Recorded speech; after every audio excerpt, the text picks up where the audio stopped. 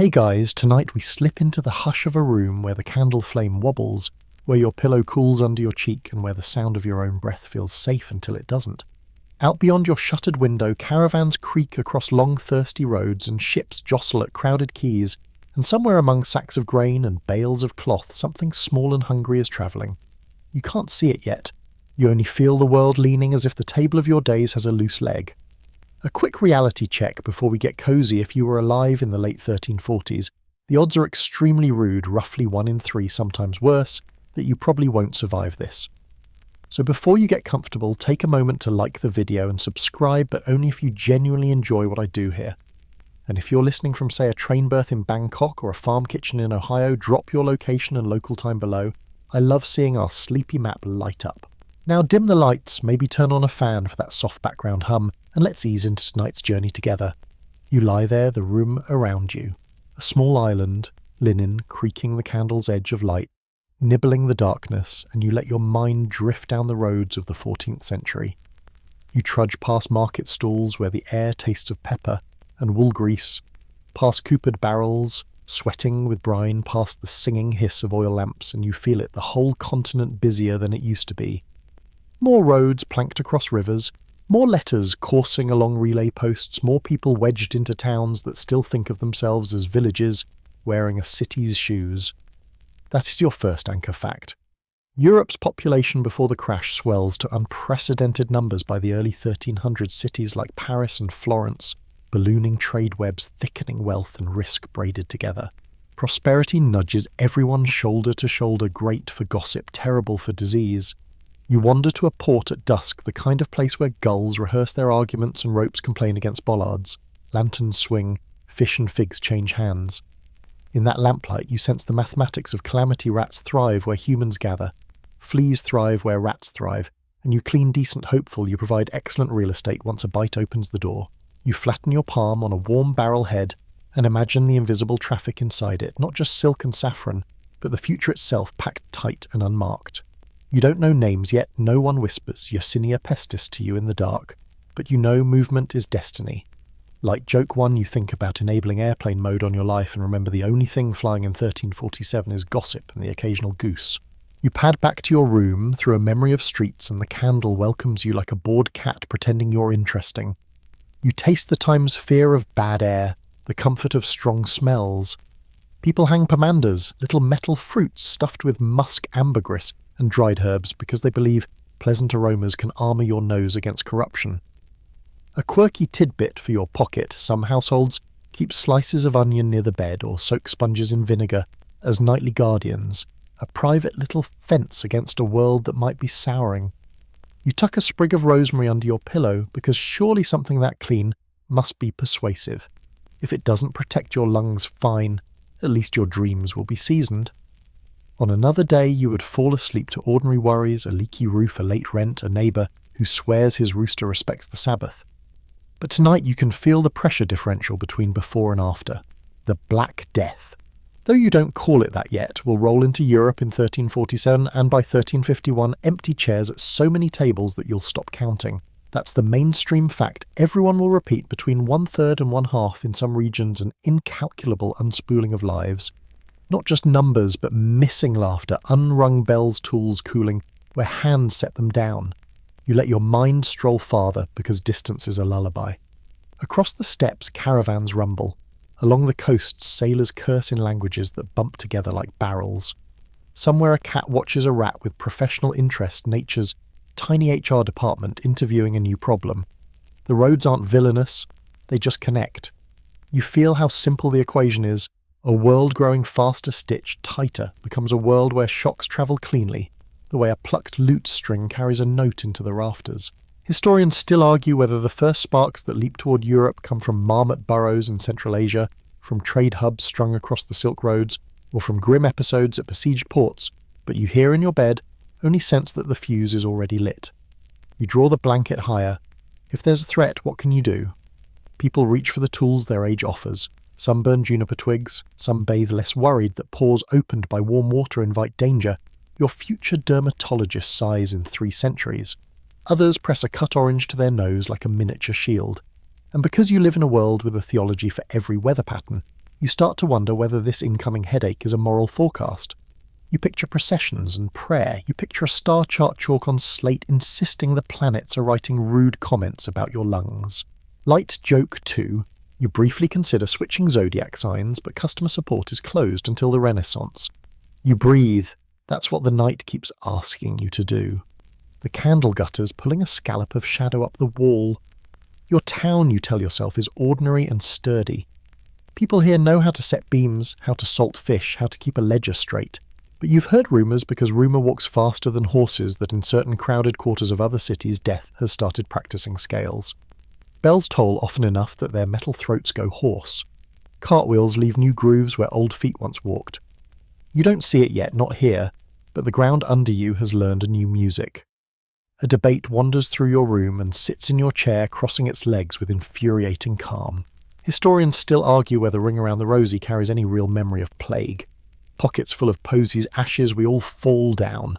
Or whether that's a later overlay we keep repeating because it sounds tidy and morbidly poetic. You hum a bar anyway, recognising that stories always try to rehearse our fears even when they get the dates wrong. Maybe the rhyme means nothing and everything at once, the way your rosemary sprig is both medicine and metaphor. There's a knock downstairs, a late delivery of something harmless wool yarn, perhaps dyed a stubborn madder red that will not stop shouting even in candlelight. You shuffle down and trade coins and thank yous and little jokes at the door. When you climb back up, you catch yourself listening as if the yarn could rustle with the rumour of it. You're not paranoid. You're awake, which is almost the same thing. Like joke 3, you promise yourself you'll stop doom scrolling the medieval grapevine and immediately fail. On the far side of sleep, you sense a horizon widening. And it is not a sunrise. It's a map unlatching at the seams, the edges rolling back to reveal routes you will be compelled to follow, alleys you will learn by heart, rituals you will practice until your knees bruise, names you will not forget. For now, you rest your head and watch the candle relax. The fan, your modern ally, threads a soft purr through the air. You do not know yet about quarantine islands or beak masks or labour laws rewritten by absence. You only know there is a before and you can feel it thinning. So you do the small good things still inside your reach. Straighten the blanket edge so it doesn't twist. Set the candle snuffer within an easy hand's length. Breathe in the rosemary until your chest loosens and let your gaze unfocus. When sleep arrives, it comes like a harbour after weather, a place to tie up to mend sails, to pretend for a few hours that the sea is a story other people tell. Tomorrow the roads still run and the ships still bob and the world busy and brave keeps opening its gates. You roll the map east in your mind and step into dust and starlight where camel bells tinkle, and the step night hangs so close you could dent it with a thumb. You fall in beside traders sliding along the many-threaded silk roads that knot from China through the Tian Shan toward the Black Sea. Caravanserais open, square courtyards offering trough water, flatbreads, and a patch of shade where you can pretend the world is simple until the stories begin. They arrive as they always do at the cook fire first. A caravan from the east reports sudden deaths around high pastures. Hunters whisper that marmot burrows lie oddly quiet, and a monk repeats that a bad wind follows river valleys. You tune your ear the way a sailor reads swells. The Mongol Empire's relay system, the Yam, moves these murmurs as efficiently as silk with passport tablets, paisa, granting the right to change horses at speed. A unified highway is a marvel for trade and a megaphone for fear. You consider leaving a 1-star review that says great logistics would not recommend for pandemics, and then remember there's no customer service for history. Beneath the gossip, smaller lives run their own routes. Here is your steady anchor, the fact. The disaster you are walking toward involves a bacterium Yersinia pestis that circulates among rodents and leaps to humans by way of fleas or minute couriers that look for new hosts when their usual ones die. You don't name any of it. You just feel the choreography animal to flee to human breath to breathe in crowded rooms. Later scientists will talk about blocked flea stomachs and reservoir species. Tonight you notice how a saddle blanket crawls when you shake it, how a rat's tail sketches questions on a granary floor. At Kashgar, lamps turn oil into small moons and stalls crowd the gate like eager punctuation. A furrier haggles over pelts that smell like mountain and sleep. Nearby, a healer sells asafoetida resin as a nose charm pungent enough to frighten evil air and polite conversation. A quirky tidbit to pin to your belt. Caravaneers sometimes tie tiny wolf teeth to tack or waist cords as step insurance, a predator's grin meant to scare off invisible nibblers. You try one on, it clicks against your cup and makes you feel extremely brave for 7 minutes. Days spool into weeks. At Issyk-Kul, the lake sits like a polished coin, and the mountains stand behind it like men trying not to stare. In graveyards near the shore, stones will later show Syriac inscriptions dated 1338 to 1339 that speak plainly of a pestilence, a word that thins the air between letters. You don't need a philologist to translate the mood. Fear edits villages the same way everywhere, fewer voices at the well, shutters closing early, a habit of glancing at the horizon as if distance were medicine. Historians still argue whether the critical spark flares in these Central Asian highlands, whether climate shifts nudged rodent populations into dangerous proximity, or whether the trail curls in from farther east and south along other quieter threads of road. The steppe opens like a held breath. Relay stations thump with hooves. Couriers gust through changing horses under banners stamped with authority, and maps are drawn as much by rumour as by rivers. You taste fermented mare's milk because polite travellers sip what they're given. It is tart, warm and enthusiastic. Somebody swears it cures melancholy fevers and uncooperative in-laws. You smile and keep riding because whatever this is, it respects neither charms nor jokes for long. The argument between commerce and conquest grows louder the closer you drift toward the Black Sea. Ledgers share saddlebags with spears. You step through the Gate of Kaffa in 1346, the Genoese trader's hard-won doorway on a restless shore, just as the Golden Horde under Khan Jani Beg plants its banners outside the walls and settles in to squeeze. Siege life is arithmetic you do with your shoulders. How much food? How many days? How close the enemy drums sound at night?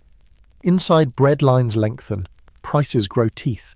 The harbour keeps breathing, ships arriving, with hopes leaving with better ones, and you begin to understand how a city can feel crowded and alone at the same time. The besieger's camp sickens first. You hear it as a pattern. Fewer fires at dusk, more groaning in the quiet hours, a thinning of laughter around cauldrons. Chroniclers later claim the attackers' desperate and furious catapult-plagued dead bodies over the walls, a message written in meat. Historians still argue whether this grisly tactic happened as described by a Genoese notary, or whether rumour embroidered through a horror that needed no extra thread. You don't require trebuchets to deliver microbes in a place where rats commute between camps and markets where fleas change addresses by rope and sack. What matters standing there with your hand on sun-hot stone is simpler and crueler. Two armies separated by a wall breathe the same season. Night in Kaffa is a two-sided coin.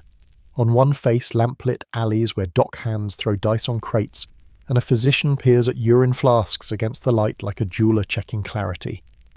On the other, sudden clatter, the alarm of a sortie, the thud of something you don't ask about. Rats write thin cursive along mooring ropes, and their fleas apply for new leases with excellent references. You wrap a scarf over your mouth, not because it helps, no one knows yet about bacteria, but because rituals steady shaky hands. You upgrade to the deluxe model with 0 science and 100% vibes. In counting houses, ledgers wobble. Contracts account for storms and pirates, but not for a math of absence this swift. A notary writes 10 wills before noon and eats his bread standing. A priest performs last rites until his voice goes hoarse, then keeps going. Someone proposes closing the gates earlier. Someone else points at empty grain bins and shakes his head. You start hoarding tiny comforts, a sliver of orange peel near your pillow, a sprig of mint in your cup, the way citizens of a small republic guard its last flags. Once you pass a chalk circle where a child hops in and out to prove immunity, it works perfectly for as long as she is laughing. News outruns caravans now. Messengers tumble in with sweat-damp maps and the names of river towns that dissolve into the larger weather of dread. A captain stares at the wind like it owes him money and orders oarsmen anyway. Some ships slip out by night carrying wool wine, and older people clutching rosaries. Others arrive with new rumours bundled like contraband. You stand on the quay holding the most human dilemma in both hands, stay and defend a life you recognise, or step onto a deck and pretend the horizon is a door. Before you choose, you look east one last time and inventory what the road has taught you. Empire makes travel fast. Speed makes stories contagious, and stories, even wrong ones, change what people do. You remember the caravan courtyards and the Issyk-Kul stones listing names like a stern poem. You remember how quickly a market conversation becomes a policy, a whisper becomes a watchword. And you understand that whatever rides with you on rope in grain inside rumour has already found passage. The harbour smells of pitch and salt. Ropes creak. The gulls argue over nothing helpful. You rest your palm on a gangplank and feel the wood answer with a low, tired note as if to say the next part of the story will float whether you do or not. You choose the deck. You step onto planks that feel like ribs, hear the creak of hemp and taste brine threaded with the galley's garlic steam. Under your soles, the hull speaks in the long vowels of the sea. The captain pretends he isn't watching the wind, as if superstition can be bullied. The boatswain sings something only nails understand. You tuck yourself beside a coil of rope and watch the harbour peel away like a label you were never meant to read. The rats do not wave, they simply relocate the way they always do. No papers, no prayers, no questions at the gate. Somewhere below, grain sacks rustle with tiny news bulletins that no one is reading closely enough. Night makes a single room out of water and sky. Between watch bells, you learn a ship by scent, tar-damp, wood-salted fish and the warm dust of barley that purrs when something small moves inside. Your old equation keeps solving itself piece. Rodent to flea to human, and though you still don't name the culprit, you feel the choreography tapping along the timbers. A cat patrols the deck with managerial disdain, a quirky tidbit of the maritime world. Some captains trust cats more than omens, swearing they keep rats in their place and the crew in better spirits. The cat accepts your respect without comment. You suspect it has tenure. Days turn like winch handles. The silhouette of Sicily rises like a shoulder from bathwater, and Messina opens her arms wider than she means to. Galleys out of the Black Sea make their landfall in 1347, the mainstream marker you keep in your pocket, and with them a passenger list no ledger counted. Dockhands trot toward the mooring lines, eager for cargo and gossip. Women tilt shawls to spy relatives returning with rumour and raisins. The bells throw tired silver into the afternoon. For a moment you feel the gulls' laughter as permission to breathe. Then you notice how quickly sailors hurry ashore, how often they cough into their sleeves and keep walking. You cross the gangplank into a market that looks like it already knows the wrong story. The first cases are a whisper, then a roll of small thunder through lanes that know every footstep by name. A boy who stacked figs yesterday does not show up today. A woman who measured you pepper slips behind her shutter. You've slept with rosemary under your pillow and carried vinegar on a cloth because someone's aunt swore it helps. Here those little rituals look like a uniform. Men press scented pomanders to their noses, as if perfume can outvote fate. A clerk dunks coins before counting them, muttering that clean money spends longer. Historians still argue whether a single convoy from Caffa seeded Messina, or whether multiple ships and even overland threads braided the disaster. But standing beneath the cranes, you only feel the math of it. Contact multiplies, doors swing hands, pass sacks, and breath meets breath. Messina's leaders argue in rooms that smell like wax and worry. Close the gates or keep the ships moving. Let the grain in or starve the town safe. You can't stand still when the air learns a new grammar, so you take the oldest advice anyone has, move, and the sea writes a quick invitation in white foam. You accept because distance still masquerades as safety. You hop south along the coast, then north, then west, ferried by winds that never read proclamations.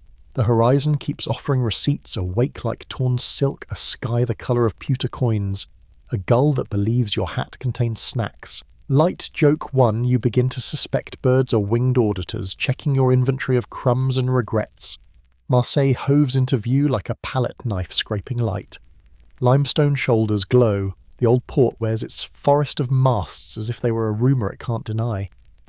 In late 1347 and into 1348, the sickness plants itself here, another solid rung on the timeline ladder, and you disembark among barrels stamped with merchant marks that look like runes tutoring a bad student.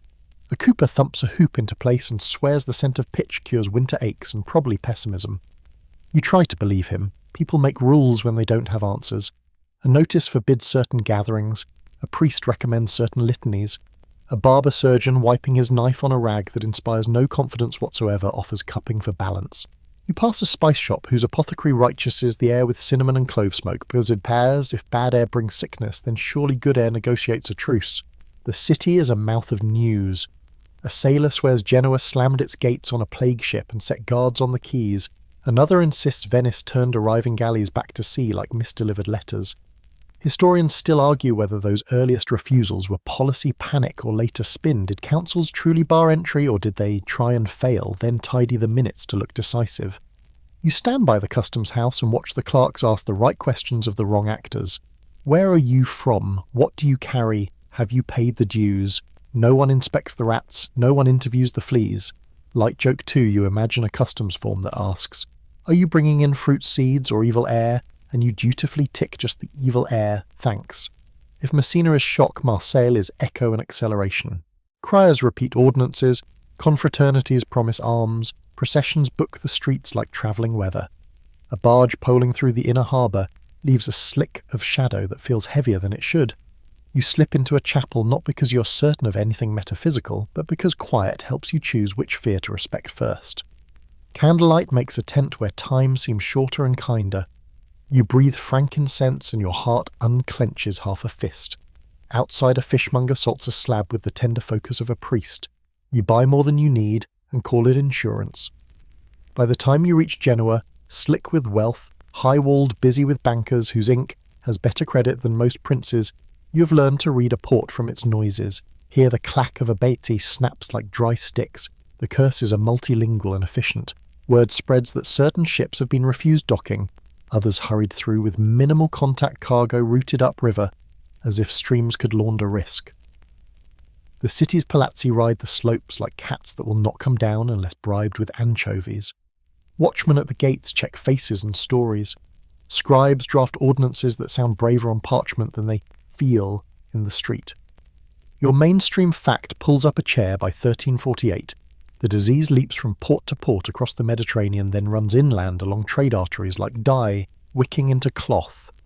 Siena, Florence and beyond will feel it next, but tonight you're still tracing coastlines watching gulls learn new names for the same human fear. You knot a lavender pouch to your shirt and pretend the weight is courage. Light joke 3. You tell yourself it's the deluxe model now with extra floral and therefore scientifically unstoppable.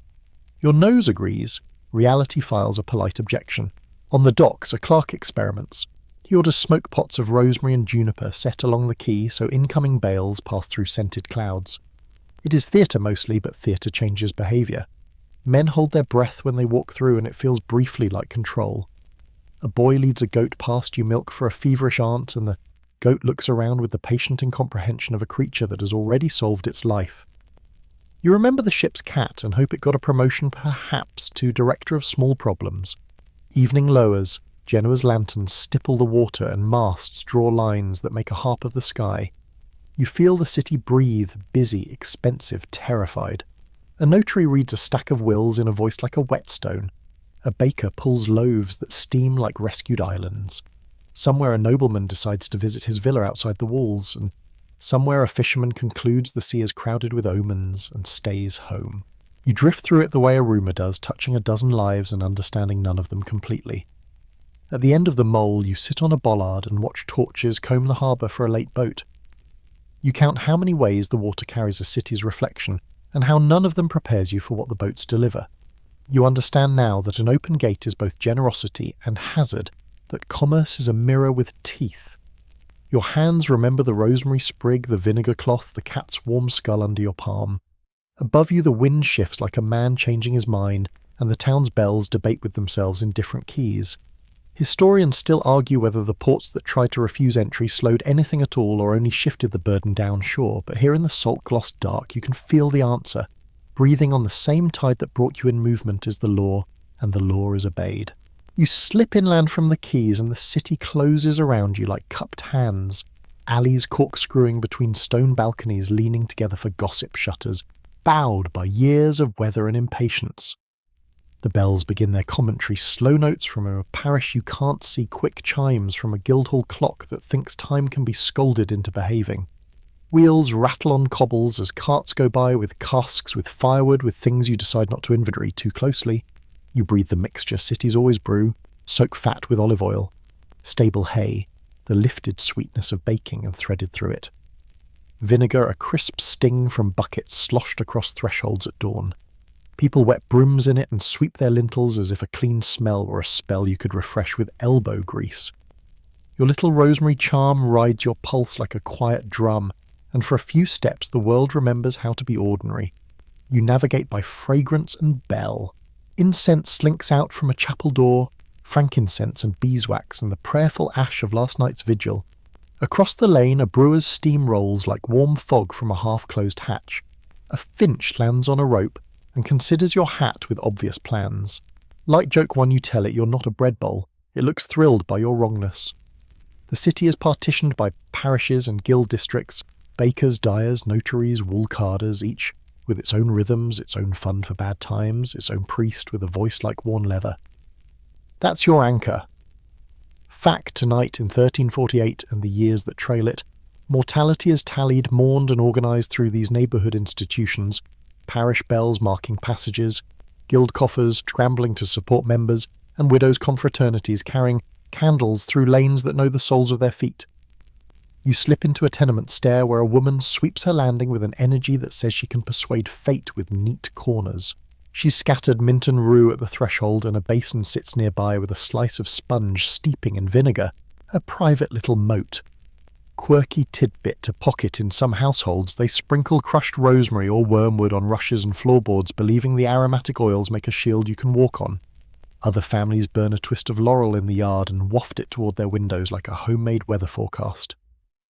Your own vinegar cloth, remember that customs form you imagined the one that asked if you were importing evil air, gets another dab because rituals are glue and the day has cracks. The lanes themselves begin to whisper a pattern. A stall is shuttered that wasn't, and the apprentice who juggled 3 loaves at once for applause is replaced by a man with quiet eyes. A dyer's yard rings with work until it doesn't, and then it's just the wind testing the line where blue cloth used to dry like tame sky. Word it spreads fastest where bread is sold as everyone needs bread and news rides along on crumbs, so you buy a heel you don't need and listen. The baker says the parish to the north hears more bells. The cooper says the granary 2 streets over has hired extra sweepers. The notary says he is tired of writing the same words for too many good men. Historians still argue whether poorer, denser parishes suffered reliably higher mortality, or whether the surviving records, testaments, tax lists, haphazard notes bend our view. Standing in this noise, you feel both truths pressing on your ribs. Closeness is tenderness and risk at once, and the paper trail is as patchy as a winter cloak. You trace the ripple as it moves. In one cul-de-sac, a mother taps her children's foreheads with a sprig of basil 3 times as her own mother taught her, then shoves a posy into her bodice as if it coaxes bravery into the bloodstream. Across the street, a barber surgeon, sleeves rolled, washes his small instruments in wine, because wine at least looks like an argument. You smile at the good wine being conscripted for terrible tasks and keep stepping. Someone has painted a simple mark, an X of chalk, beside a door, an agreed-upon signal that the household prefers visitors to stay curious from across the lane. A neighbour leaves a loaf at the sill anyway, wrapped in the cleanest cloth she owns. Kindness finds its own contraband routes. By midday, the city's pulse is obvious. Criers push through with new ordinances, markets earlier taverns, quieter gatherings, shorter incense more plentiful in certain streets. Smoke pots cough juniper and rosemary near wellheads. In the spice lane, an apothecary arranges his defence against the invisible with a performance that is half pharmacy and half theatre. Pomanders with little vents, pastilles that burn with a scented defiance, aquavitae in corked bottles he swears will make your chest feel heroic. Light joke too. You take a careful sip and conclude your chest does feel heroic, but only about telling better stories at parties. A cat you recognise from the docks. Director of small problems, travelling on his own passport. Materialises by a sack of barley and gives you a look that says he continues to meet his quarterly goals. You stop where a narrow bridge laces 2 buildings, and below a procession threads the street, candles, a painted banner, voices weaving a melody you could rest inside. The city believes sound moves air and air needs moving. Bells toll not only for mourning, but for stirring, as if shaking the miasma were like beating dust out of a rug. You lick your finger and test the breeze, because nothing is too small to count as science when you're scared. A clerk chalks tally lines on a board by the parish door. Weddings, baptisms, burials, numbers, trying to speak while the day keeps interrupting. You duck into a guild hall, where woolmen argue about schedules and dues. They vow to keep paying a stipend to sick members. They rearrange benches so no one shares a table edge. They appoint a runner to carry news to a nearby convent that stitches and blesses shrouds with the economy of people who hate their skill, but will not perform it sloppily. Your mainstream fact leans in again. Cities like Florence and Siena record waves of sickness in 1348, so severe that councils meet with reduced quorums and guild labour rules flex under the strain, leaving traces in minutes ordinances, and the literature of those who survive to write. Boccaccio will put it into the mouth of storytellers who flee to the countryside. Tonight you stay in the city and listen to the tale it tells about itself. Bargains, bells, and blessings is doing their best with a calendar that refuses to slow down. Down in a courtyard, laundry flaps with the anxious, repetitive competence of people who can't fix the world but can rinse it. A midwife checks her kit linen oil, a sprig of something green, then crosses herself and disappears into a doorway. An old man sits with his back to a sun-warmed wall and counts the pigeons because any numbers feel like a holdfast. Light joke 3. You try counting pigeons too, but they refuse to stay, counted the feathery anarchists. You carry the day's map in your lungs, incense at the chapel, vinegar under the eaves, juniper where the crier stood, bread and rumour braided so tightly you can't pull them apart without making a mess. Afternoon leans toward evening, and the city exhales in low light. A tavern sets benches outside with hopeful spacing. A lute tries a happy song and chooses a quieter one instead. Somewhere wheels rattle again the regular commerce of barrels, or something more solemn you choose not to study.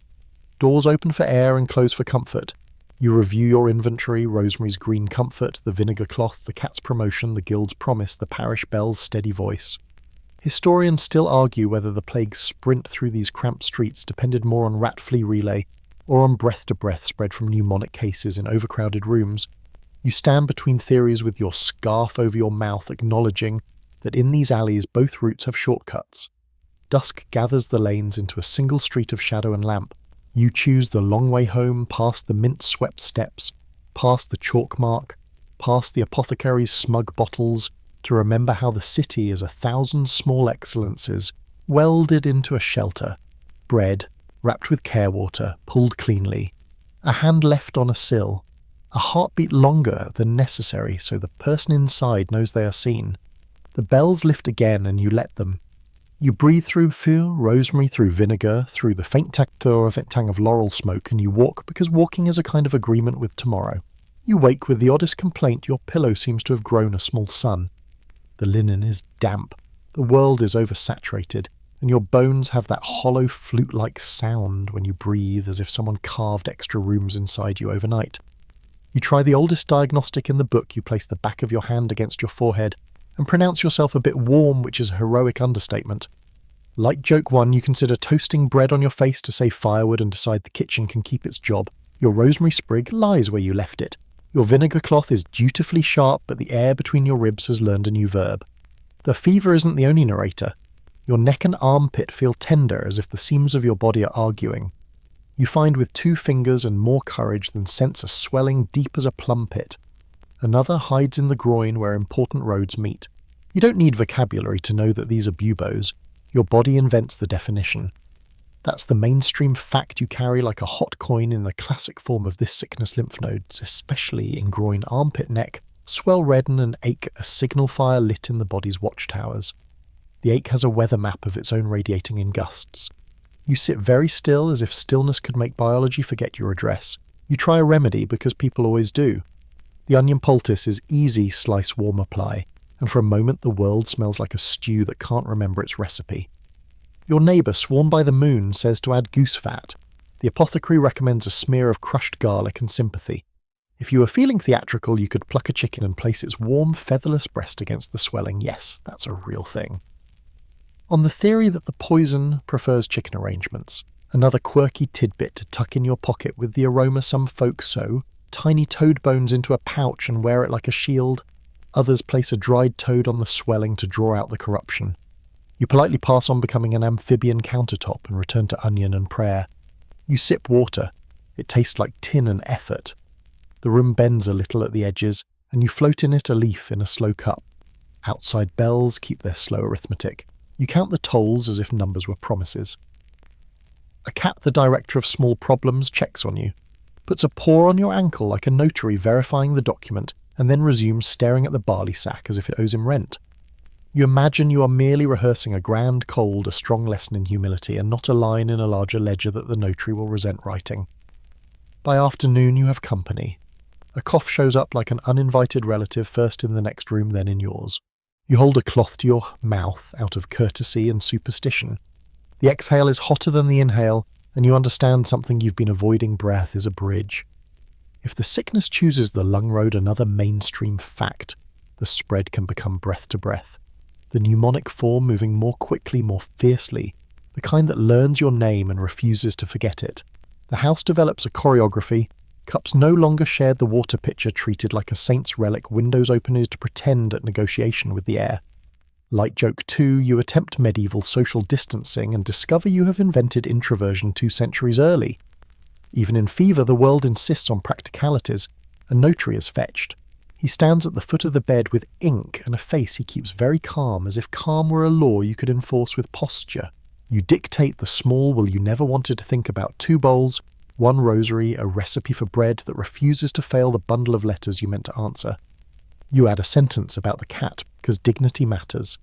The notary nods and writes like rain. Somewhere in the building, a child laughs at an impossible joke. Sound climbs the stairs and sits on your blanket, warm as a hand. The colour changes next. It is not theatrical, no sudden black shroud, but a peppering along your extremities, a bruise-like insistence in fingertips and toes. It could be worry's trick, except you know better. People will later argue about the name because people tidy language when they can't tidy events. Historians still argue whether Black Death comes from later Latin phrasing for dreadful death, or from the dark mottling and necrosis seen in some sufferers. You, looking at your hands, understand how both explanations share a single room. The word black here behaves like a door. As evening folds, your friends try to help the only way they can with tasks that have edges. One measures vinegar into a basin and sets it beneath the bed to sweeten the air. Another hangs a pomander by your pillow, its little vents exhaling clove like a stubborn optimism. A third stirs a pot barley water with honey, simple and kind because people are never more themselves than when they cook for someone they love. You taste and say thank you. That's the thing about households, they are ships, and the plague tests every rope. You admire dazedly how quickly mutual aid invents itself, blankets traded messages, run a loaf left on the sill for a family who mark their door with chalk. Sleep is a negotiation. You drift and wake and drift, and in the middle place you listen to arguments you can't adjudicate. Was it the rat that scampered the mooring line? The flea moving apartments after its landlord died? The breath from the next bed over, on a night when the windows wouldn't open? You set these questions on the table and push them around like pebbles. If someone had a perfect answer, would it help you now? Maybe yes, later. Maybe knowing the road helps you build a gate. Your mind reaches for balance like a hand finding the wall in the dark. You remember your onion poultice, ridiculous and loyal. You remember the toad charm you didn't choose, and you try not to be smug about your ongoing policy of avoiding reptiles as medical equipment. You think of a story your aunt told about 4 thieves, vinegar-spiced and strong, supposedly drunk by thieves who robbed plague houses without falling ill, part recipe, part legend, wholly clingy. It sits in the head like a useful lie. Sometimes useful lies are the handrails that get you down the stairs. Dawn comes bruised but on time. Your fever steps down a rung, then up again. The buboes are terrible little moons. You breathe carefully in through rosemary and habit out through cloth and hope. A neighbour taps the door and leaves a note the guild will send broth. The parish has added your name to the list for prayers and bread. Your city thinks in lists now, in allocations, in measured bravery. That's another anchor. Truth. Households fold into networks, guilds, parishes, confraternities that try to stitch safety from obligation and love, even when the fabric keeps resisting the needle. You test standing. The floor rises like a friend eager to hug too hard. You sit back down and call it victory. Outside, the bells do their work. Inside, the cat returns to place his paw on your ankle, a small oath renewed. For all the debate and rumour, your day compresses to modest intentions: drink, breathe, cool the forehead, refuse despair in half-hour units. Later scholars will map pathways and reservoirs, swap rat fleas for human lice as likely culprits back again, and argue with diagrams. Tonight you mark that talk for section some other time. Your task is humbler. Keep the promise you made to your lungs and the people on the other side of the door. You doze again and dream of the sea. How the water held ships, how the ships held grain, how the grain held the story. You're living like a seed with terrible instructions. When you wake, the room is ordinary. A jug, a chair, a pair of shoes like sleeping animals by the bed. Ordinary is the most beautiful word you know. You close your eyes and try to remember how it feels in the body. You promise you'll write it down someday. How onion and courage smell together. How bells can be both alarm and lullaby. How a cat can convince a person to stay. You send for a physician because that is what a city teaches you to do when the body forgets its script. He arrives with the solemn bustle of a man who keeps 3 kinds of knowledge: what he learned, what he believes, and what he can say without making you cry. He sets down a leather bag, warms his hands, and asks the crucial question, "May he inspect your urine?" You nod because dignity is a flexible garment. He lifts a glass flask, opal light amber swirl, and turns it toward the window like a jeweller catching a secret. You watch bubbles foam colour sediment.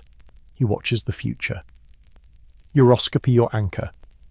Fact tonight is not a sideshow but a central instrument.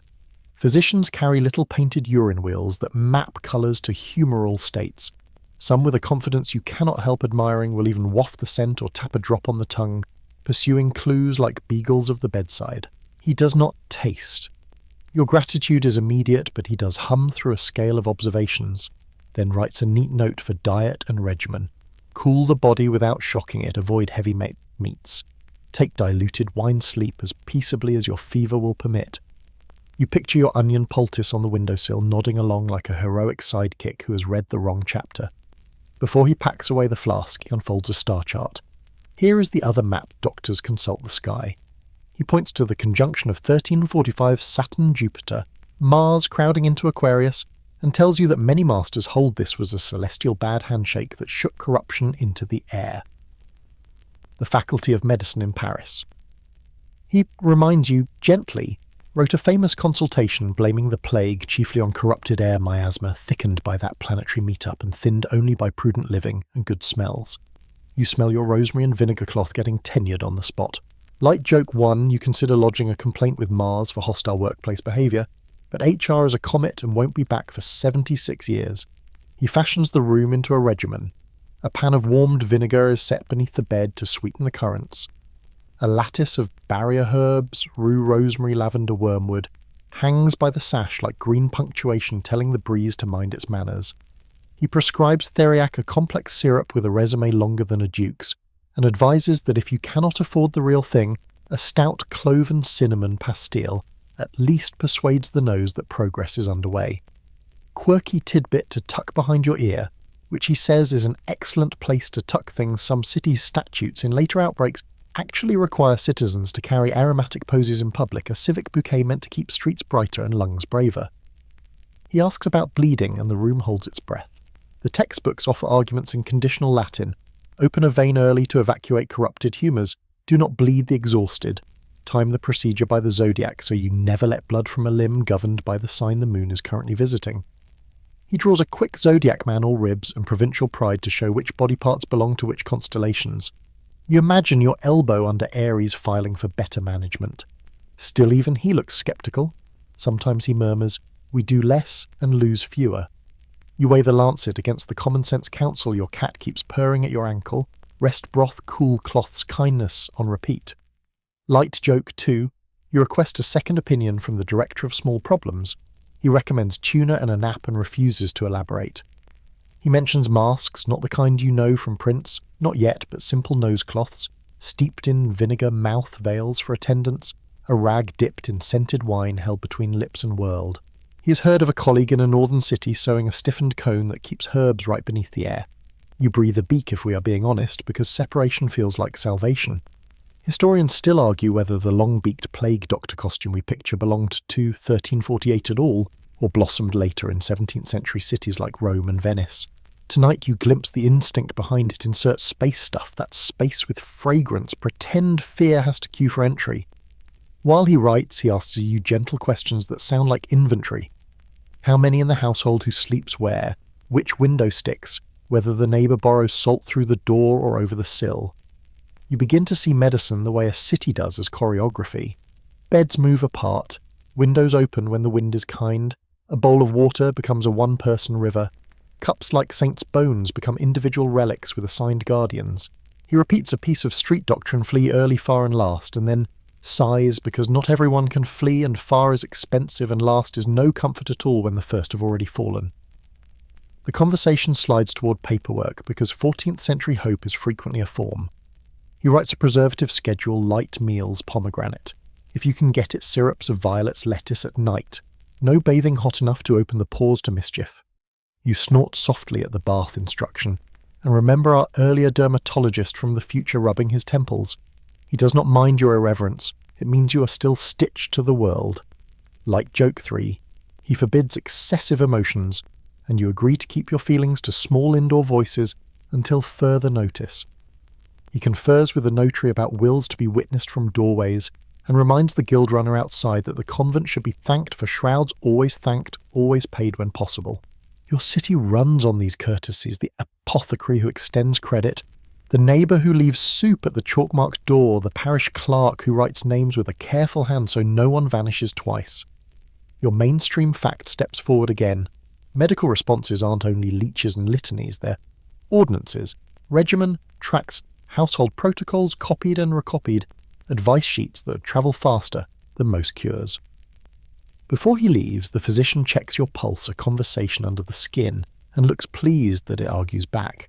He sets a sprig of rue under your pillow beside the rosemary, because redundancy is a virtue when courage is tired. He reminds you to air the bedclothes into the morning sun. Even miasma theorists love a good breeze. He signs his note, ties his bag, and pauses with the courtesy that separates skill from care. I will return, he promises, and you believe him because he looks like a man who has memorized the streets by the sound of their stones. After he goes, the room tastes greener. The pan of vinegar steams faintly. The herb lattice drafts a polite letter to the wind. You lie with your palms open on the coverlet and listen to your heart practice patience. The cat performs 3 rotations, discovers the physics of circles again, and settles on the exact spot your ankle will be later. You think about the star chart and the urine wheel the beak imagined and the cloth at your mouth, the lancet that stayed in the bag. You think about how often in your life you have believed 2 things at once and survived the tension between them, that air can be both foul and innocent, that bodies can be traitors and miracles, that doctors can be wrong and still love you beautifully with their labour. Night presses its forehead to the window. In the alley, a crier reads a new ordinance about fires at street corners to stir the air. Juniper and laurel on rotation, and you smile because your whole city is now a perfumery with attendance requirements. Tomorrow, if the fever permits, you will stand by the open sash and rehearse the small obedience of breathing slowly, deeply, evenly, like a choir that learns one note so well it cannot be shaken loose. If the fever does not permit, then you will lie here and let the herbs turn your room into a hedge, a green fence, a polite lie you need, while the truth rearranges itself into something you can carry. Night outside the sash hums with soft fires and unhurried footsteps, and you drift toward the sound the way a moth trusts a porch light. Bells begin a slow braid, low then lower, and you rise because the city is asking you to stand in the doorway of your fear, with other people who are also pretending not to be afraid. At the corners, braziers hiss. Juniper spits tiny comets and smoke threads the lane, with a perfume that promises to negotiate with the air. You wrap your scarf vinegar still bright on the cloth rosemary steady at your throat, and follow the small river of neighbours, each carrying a candle like a private moon. Someone touches your arm. Come, they whisper, not as command, but as shelter. The flames wobble together, and for a moment the alley looks like a quiet starfield that has learned to walk. The first vigil is small, held in the courtyard behind your church. Candles turn faces into warm coins. The priest's voice is a ladder. You climb a rung at a time, Kyrie mercy breathe. Repeat. You stand 3 arm lengths from your neighbour because you have invented a polite new unit of measurement called comfort. A woman sings high and thin as if trying to persuade heaven with a thread rather than a rope. Here is your anchor, fact for the night in 1348, and after cities across Europe stage special masses, litanies and processions, formal calendar, carved responses to mortality, sometimes encouraged by councils and bishops, sometimes reined in when crowds worry physicians and magistrates. A sacristan wafts incense as if each swirl writes a sentence that says, "Stay." You breathe it like homework you are finally ready to do. A hand reaches from the dark and presses a beeswax Agnus Dei medallion into your palm, a small oval stamped with a Lamb of God blessed last Easter and saved for a bruise like this. Quirky tidbit to tuck under your collar. Some people sew such wax tokens into caps or bind them at the wrist with red silk, and others pin skinny strips of parchment printed with prayers against sudden death inside their shirts, literal notes to self that say, "Dear body, please cooperate." You slide the medallion into your scarf where it warms to your skin and becomes, if not physics, as then posture. Light joke 1, you consider asking whether the deluxe model comes with an umbrella function. The usher's look suggests you should keep that joke between you and your rosemary. The vigil grows legs and walks. Incense burners lead their chains ticking like pocket watches. Children trail petals. Old men shoulder banners so carefully you'd think fabric could bruise. You keep pace past shuttered windows, past a corner fire coughing. Laurel, past the apothecary who has moved his pomanders to the sill like a front row audience. The hymn folds and unfolds like bread dough. A friar, quick-tongued and flinty, preaches reconciliation on the move, forgive, restore, and give alms again. Your onion poultice is home in a bowl on the windowsill, but your heart swears it can smell onion here too. Somehow the scent of honest labour follows you, reminding you that a city is built from tasks repeated on purpose even when the world slants sideways. Drums reach you before the men do. Word runs ahead flagellants in town. The hush that precedes them feels like the city holding its breath in both hands. They arrive under their own thunder, a meat and wood rhythm, and fill the street like weather. Barefoot, some stripped to the waist, others in plain white they process 2 by 2. Faces are set with the resignation of men who have decided pain is a language God cannot ignore. They chant, they kneel, they lie in a cross. They stand and strike their shoulders and backs until the torchlight looks like a storm of sparks and threads of red. A man beside you whispers the itinerary. He's been told 33.5 days of penance, one for each year of Christ's life plus the respectful half. No beds, no coin, only alms accepted. Set prayers sung in each town. Whether that roster is universal or just this band's improv is beyond your porch mathematics, but the pattern is plain travel, preach, bleed, repeat. You step closer and then stop yourself the way you stop your hand from testing a candle. People press in hands lifted, some weeping with relief at an action that looks like an answer. Others keep 2 paces and a frown because theatre is not medicine, even when it burns like it. Your carefully measured comfort unit begins to wobble. Historians still argue whether these processions calmed souls without changing outcomes, whether they accelerated contagion by crowding, or whether most harm travelled anyway in fleas barrels and the long interior corridors of houses. Meanwhile, an anchor fact tightens its laces by 1349. Pope Clement VI formally moves against certain flagellant companies, condemning their unauthorized preaching and ordering authorities to disperse them in many regions, even as other sanctioned devotions continue. Light joke 2. You briefly imagine a celestial events calendar approved rituals today. Please check with local angel and decide the admin load would flatten even a saint. They halt in the square and sing a hymn with the plain muscular beauty of a work song. A leader reads a letter. Someone always has a letter from a visionary who assured a prior band that if they did this, cities would be cleansed. The letter sounds like rain even if the ink is new. You have learned to be kind to people who need promises. You have been one of them all week. Across the steps, the bishop's men watch with the careful neutrality of officials doing arithmetic in their heads. Sorrow multiplied by his spectacle equals what bells strike the quarter. The line shivers and moves. You shepherd a few wobbly elders toward a bench, because kindness is the only math you know how to do quickly. As the crowd thins, new devotions mushroom in the damp of worry. Someone ties a red thread across a doorway, so the angel who does the rounds finds the house already labelled. A painter pins a small image of St. Sebastian arrows like cruel constellations over his shop, the new patronage, feeling exactly right to a city pierced by invisible weather. You remember another tidbit from rumour in plague-hit Avignon. The pontiff sat between 2 great fires to sweeten the air, a gesture so practical theatrical, it explains why your streets now behave like a chain of polite volcanoes. The parish clerk chalks tomorrow's rounds, morning litanies, noon petitions, evening procession, and adds names to the prayer list with a care that keeps people from disappearing twice. You volunteer for the outer edge, candle carrier, bench spotter, charcoal refiller, because action, even small, unclenches the fist that's been gripping your ribs. You step into a side chapel and find the counterpoint to spectacle. Old women kneel against warm stone and finger rosaries the way fishermen finger nets, testing for weak places. A child sleeps against a mother's lap, a damp curl glued to his temple. A tinker sells little hearts pierced with arrows, cheap badges of Sebastian assuring you they are weatherproof for sorrow. A baker you know gives away small rolls shaped like doves because he cannot stop trying to make flour behave like hope. You leave a coin for the convent that stitches shrouds and lights the vigil lamps, a small thank you to the people who do the unsayable with steady hands. Light joke 3. You tell your lungs that calm is now mandatory. They request time off and a better supervisor. The vigil swells, then sags the way sound does when people remember beds exist. The flagellants file onward toward the next parish.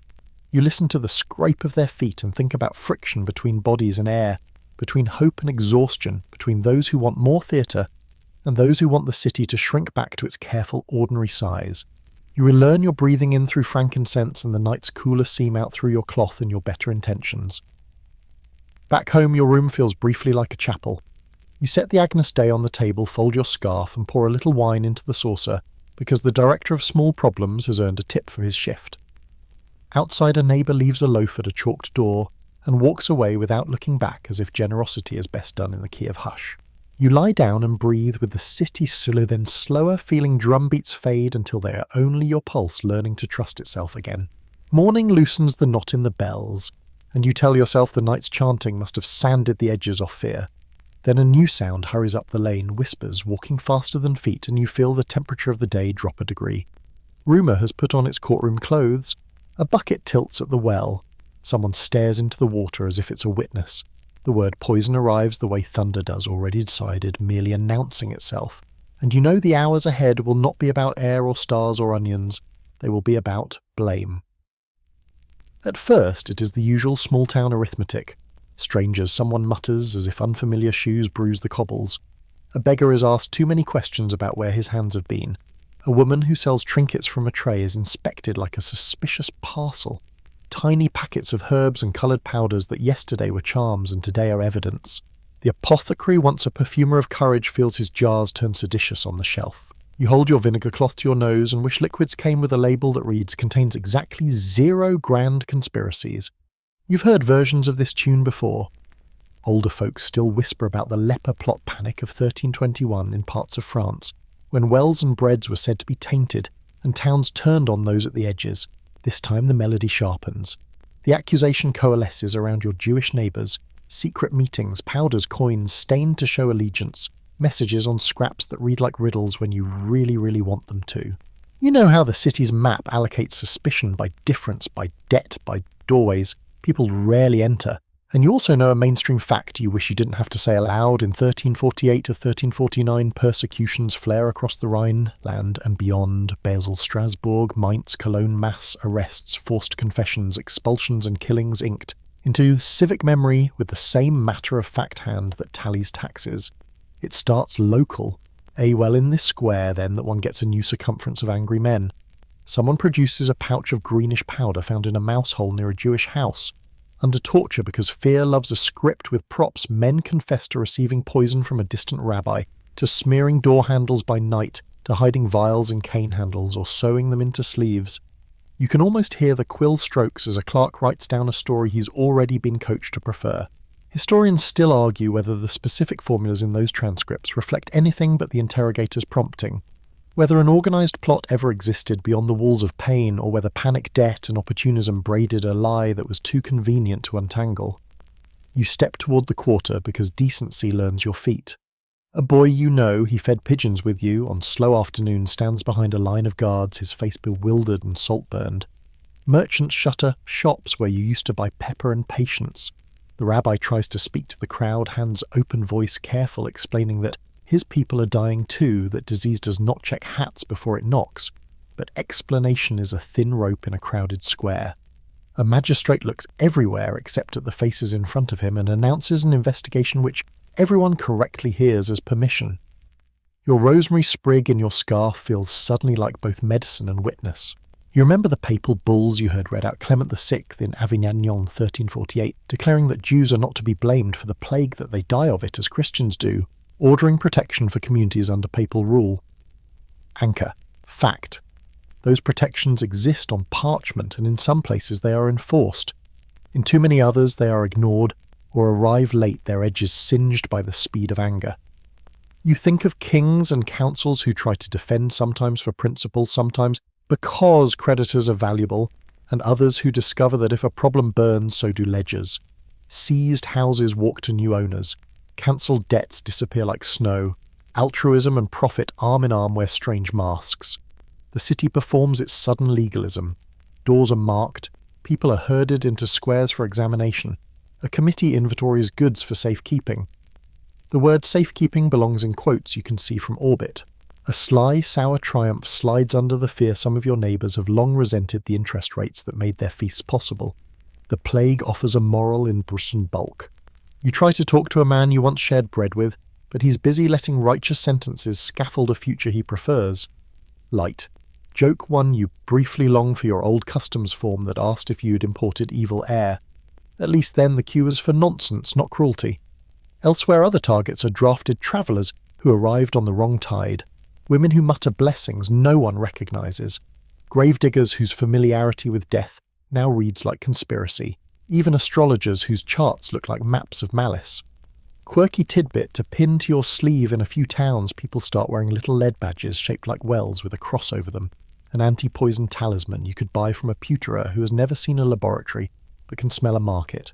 You imagine the director of Small Problems pawing at the badge and concluding it's not food. His logic as ever is flawless. News arrives like hail.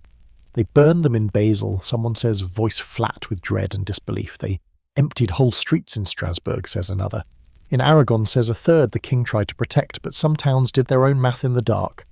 You picture Saints' Days repurposed into pogrom calendars, and you breathe slow to stop your hands from shaking. Historians still argue whether city authorities led or followed, whether the spark was lit by elites pulling levers or by crowds dragging officials behind them. You stand in the blur where both can be true and equally devastating. In the square, a notary reads a sentence that sounds like a prayer if you don't listen too closely: for the peace of the city, for the health of the water, for the correction of the wicked. Words shoulder their way toward the uses we invent for them. You wish you could usher peace and health to a better table. The rabbi's wife presses a parcel into your hands: letters, recipes, a tiny spice box that clicks when you shake it and asks if you'll carry it to a cousin outside the walls. You say yes because your mouth has already practiced the shape of the word. Light joke 2. You tell her you charge a courier fee of 1 rosemary sprig. She pays in a look that suggests you're an idiot and loved anyway. Evening throws long shadows that behave like rails. The escorted procession heads for the gate and you walk alongside, not close enough to make things worse, not far enough to pretend you have nothing to do with it. A boy puts his face to the slats of a cart and says, "Tell the cat I didn't forget the barley." You nod and rehearse twice so you'll remember, because promises are a kind of bread. At the wall, a guard murmurs, "I'm sorry," so softly you're not sure whether he's talking to the cart, the stones, or himself. The hinges make their old loyal noise anyway. Later, in a small room, someone unfurls a parchment with the seal of a prince who promises protection if these families can reach his lands. Someone else produces a purse whose drawstring has known better days. Lines are drawn on a crude map with the same care the parish clerk uses for prayer lists. Your city, even while it fails, produces pockets of stubborn decency: a convent door, quietly open, a steward who forgets to lock a gate, a merchant who overpays for a spice box because he understands what he's buying isn't for stew.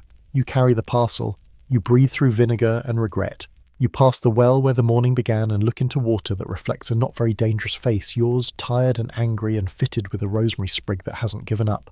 Historians still argue whether some regions, Poland, parts of the Low Countries, saw fewer attacks because rulers enforced protection more firmly, or because the disease's spread and timing rewired fear differently. You file the question under necessary, but not tonight. Tonight is for a smaller, heavier question: who do you become when your city chooses a shadow to punch? At home, you set the spice box beside the Agnus Dei 2 theologies in polite conversation. The director of Small Problems leaps to the table, sniffs both, and decides the night does not need his commentary. You stroke his head, a tiny domestic treaty. Outside, a neighbour breaks a loaf and leaves half at a chalked door, then looks up and sees you. You raise your sprig. She raises hers. It is not law, not counsel, not decree. It is 2 people choosing to hang their weight from the rope that has not snapped yet. Light joke 3. You promise yourself that if you ever invent a new world, you will include a giant bell that tolls only for good ideas and a small mallet you can hand directly to common sense. Morning patrols look different now. You carry your little parcel towards the gate, the spice box ticking softly beside the Agnus Dei in your pocket, and find the archway narrowed by timbers and questions. Watchmen in layered cloaks ask where your shoes have been, how long you stayed, who sneezed in your vicinity, and whether your rosemary is domestic or an imported security risk. You answer like a person who has practiced his inside voice for panic. The jar of coins by the post is half full of vinegar and honest intention. Hands dip in hands, come out shiny with prudence. A clerk hangs a new sign: gates close, early visitors from hot parishes walk the long way round, and barges unload with ropes that look absurdly long, until you remember what breath can do when it rides excitement. Out at the road's end, a felled tree lies like a sentence no through traffic today. On the embankment, carts have been told to wait in a patient congregation of wheels and rumours. Men with poles hooks at the ends like question marks test bales before they're allowed within reach. A quirky tidbit perches on the scene like a wren. In some towns, officials mark suspected houses with bundles of straw tied to the door lintel, a haystack-sized punctuation that tells neighbours to knock with love and from a distance. Others wax seal latches and listen for the seal to crack like an accusation. You watch a guard press a blob of wax, imprint it with the city's signet, and blow as if cooling fear were as simple as breath. The sea adopts similar manners.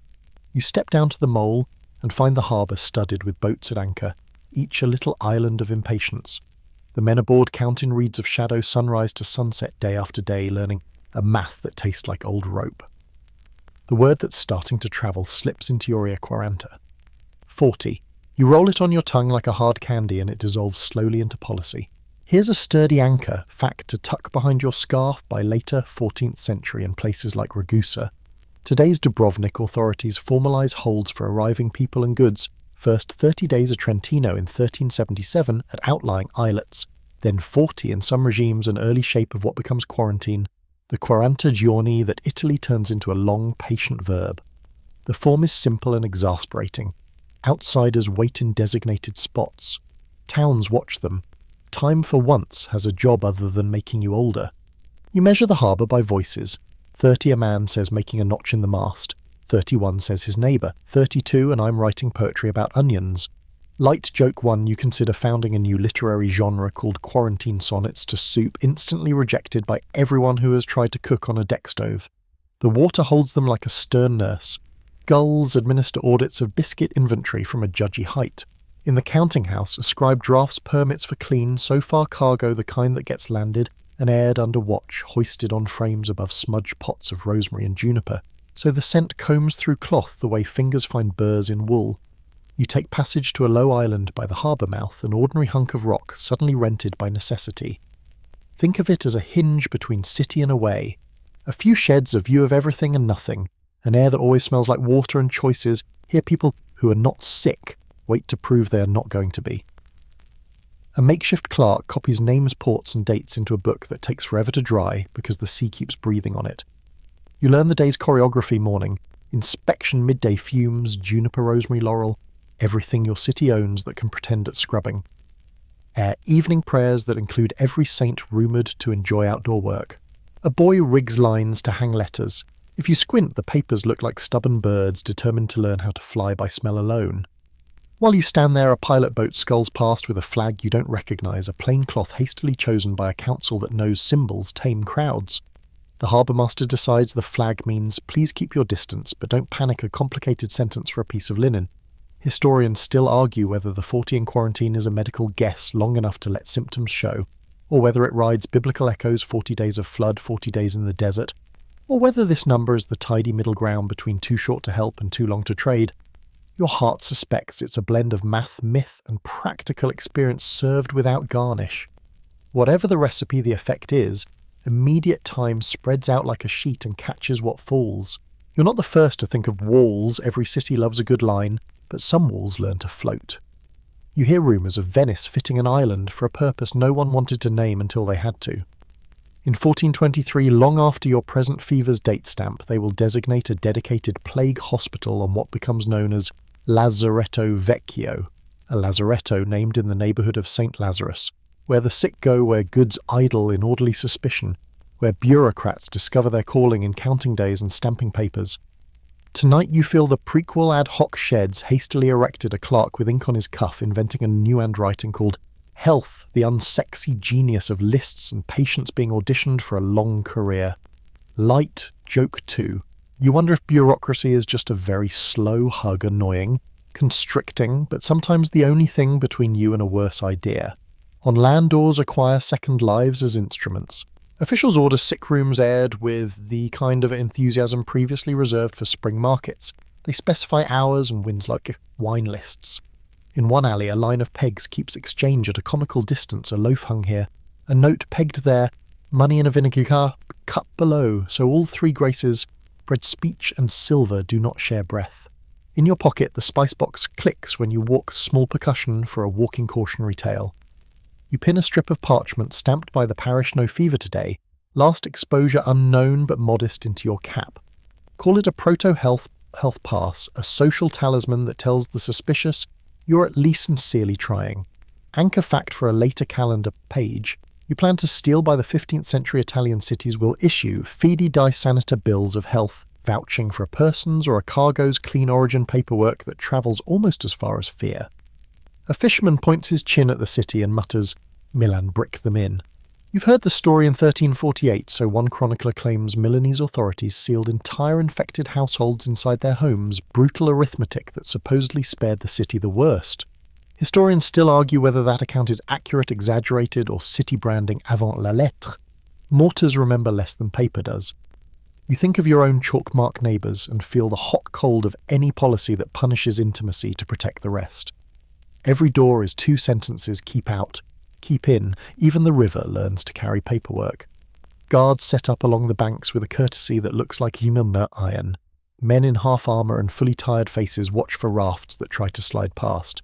Someone coins a phrase that sticks: cordon sanitary if you are feeling fatly human, if you are honest, rings of presence, stretched thin around the city's sagging nerves. We know the big barbed version will bloom in later centuries along frontiers and coasts. Tonight you walk its seedling, a line of bodies, deciding where other bodies may go sympathetic to hunger and unmoved by excuses. You stay to watch a merchant argue with the tide. His ship has figs that insist on ripening and a crew that insists on boredom. He offers to hang every bale over juniper smoke for as long as the harbour master's patience lasts. He offers to sleep on deck with a pomander lodged in each nostril if it helps. The harbour master, who has seen every shade of bargaining, jots a date on a tablet and points to the clock of the sun. On the 40th he says, "Not unkindly we will talk. On the 40th I am a poet." Light joke 3, you decide to send him your onion sonnets as a friendly warning. There is a rhythm to waiting if you commit to it. At the island, someone starts a tally of jokes that have survived to day 20. On deck, men darn shirts with shoulders like arguments. In town, the convent doubles its shroud order. With the blasé efficiency of a place that keeps receipts in the shape of candles, you take your parcel the long way around the walls as instructed and deposit it at a farmhouse that has decided to be a post office for anyone with more compassion than senior policy experience. The farmer hands you a jar of pickled onions in return because your face says you need a hobby that doesn't include statistics. And here is the soft, stubborn truth under all this wood, and waiting shut doors escort despair to the limit of their hinges. Waiting is grief that stands up straight. But some of it works, slackening the knot of infection, thinning the tangle of touch just enough that a city can remember how to breathe in full sentences again. You walk home past the vinegar's jar at the gate, the wax seal catching the last light, and the watchman who's learned to nod so kindly you forget you're being measured. Your rosemary sprig is tied in your scarf.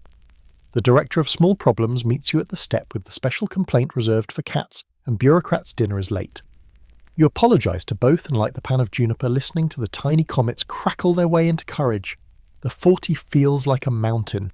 You carve another little notch on the doorframe anyway and call it a staircase. You learn how small a house can be when choices fill it to the ceiling. Morning comes with the soft knock of a neighbour's spoon on a pot barley onion, a brave sliver of chicken, if fortune bent the right way and you open the door only a hand's width. The string you tied yesterday is still there. A polite leash that lets bowls travel without breath hitching a ride. She passes you the soup you pass her, a folded scrap with news. Who needs wood, who needs vinegar, who has extra rosemary because their garden is an optimist, and in that narrow trade you feel the city's real currency. Not coin, but coordination. Light joke 1, you consider opening a tiny exchange called the Bank of Kindly Soup and decide the fees would be unbearable. 1 spoon of gossip per ladle. Inside rooms rearrange around the essential bed nearest the window. A stool to hold a basin for cooling cloths, a low table with a rosary, your Agnus Dei medallion, and the spice box that clicks like a tiny clock of courage. You set the pan of warmed vinegar beneath the bed, again open the sash when the wind is sweet and become for a while a steward of air. The director of small problems takes the night watch on your ankle with bureaucratic gravity. When he leaves his post, you admit that the room feels worse without your furry civil servant and arrange a rolled blanket in his exact shape as if that could fool loneliness into dozing. Out of everything your house teaches you, triage hurts most. A cousin writes already, weak already far, and begs for you to come. Another friend is closer and worsening faster. The midwife you trust is tending 2 streets away. A proverb gets passed around like a shared cup flea, early far and last. But your life is threaded to other people's needs, and the warp refuses to untangle without tearing the cloth. Mainstream fact to sit with here, even if it bites contemporary accounts and civic records from 1348 to 1351, show both extremes, some families fleeing to villas or to kin in safer places, some staying to nurse, and religious houses losing many precisely because they cared for others. In notarial books, the surge of wills is unmistakable. One more list cities kept when the days would not keep still. You write yours by lamplight, then rewrite it when you remember the things that make a life singular. A cracked bowl that whistles when you pour a letter full of spelling mistakes and sincerity. A recipe for bread that prefers a colder rise, and a song hummed under the breath. You leave measures for alms because the guild runner says the convent ran out of wax last night, and that is not a problem, you will abide. You add a note instructing that the cat is to be addressed by his full title on Sundays. The notary's pen is quick and gentle. He scrapes the quill tip on his knife when it blots and murmurs, "Forgive the feather, it hates sad weather." You tuck a nosegay into your pocket before you step to the threshold. Rosemary rue, a sprig of mint for courage, and the scent makes your heart sit up straighter. Posies are everywhere now, a little forest people carry so the world feels more negotiable. Quirky tidbit for your sleeve, some households revive an old fever charm writing abra. Cadabra in a shrinking triangle on parchment and wearing it under the shirt until the letters dwindled to a point, the belief being that the illness would also shrink away. Others swear by toadstones, fossil teeth set in rings to sweat in the presence of poison. You prefer your rosemary and your stubbornness, but you refrain from teasing anyone's amulet. You've seen what hope can do when it has a place to sit. The door becomes a stage for microdramas. The midwife arrives with hands that smell like lye and thyme, and a gaze that tidies panic. She teaches you the housekeeping of the sick room the way a master teaches tools, separate cups, dedicated cloths, sun on the linens when you can, a rhythm of cooling and turning that neither scalds nor chills. She approves of your window regimen and revises your pillow fortress with the authority of a person who has seen too many bad fortifications. She reminds you to eat caregivers forget, and gives the director a scratch under the chin that cements a coalition. You'll do, she says to both of you, which is almost as good as a blessing. Next comes the neighbour who is leaving. You help knot the bundle on her back linen, a pan the wooden spoon that taught 3 generations to stir, and you don't say that the road can be a sentence with 2 meanings. Historians still argue whether accounts like Boccaccio's describing parents abandoning children and husbands' wives reflect typical behaviour or are sharpened by literary purpose and shock. The records keep showing counterweights were prefaces full of affection, confraternities funding nurses, priests and laypeople carrying food to chalk-marked doors. You do not adjudicate the debate at this threshold. You only tie the knot so it won't slip and press a sprig into her palm so the air on the road smells like someone still sees her. Evenings bloom into barter. You trade comfort soup for information, how long the quarantine boats have been counting, which parish needs wood, whether the guild will keep paying stipends while the looms rest. Your house becomes a way station for news with manners, items wrapped in cloth, words wrapped in caution. A boy jogs up with a message from the convent, more shrouds stitched, more candles poured, and yes, the list for tomorrow's bread alms will be posted after sext. You hand him an extra heel and tell him to take the long way home, past the chalk-marked door, with the little boy who misses feeding the pigeons. The boy nods and pockets the instruction with the bread. Your body, meanwhile, is a calendar you read by touch. The buboes that were riverstones yesterday feel more like sullen pears today. The fever that wrote hieroglyphs behind your eyes last night has downgraded to strongly worded Latin. You sip water, the world's most democratic medicine. You stretch your fingers toward the light until your skin understands the sun is still in the business of doing its job.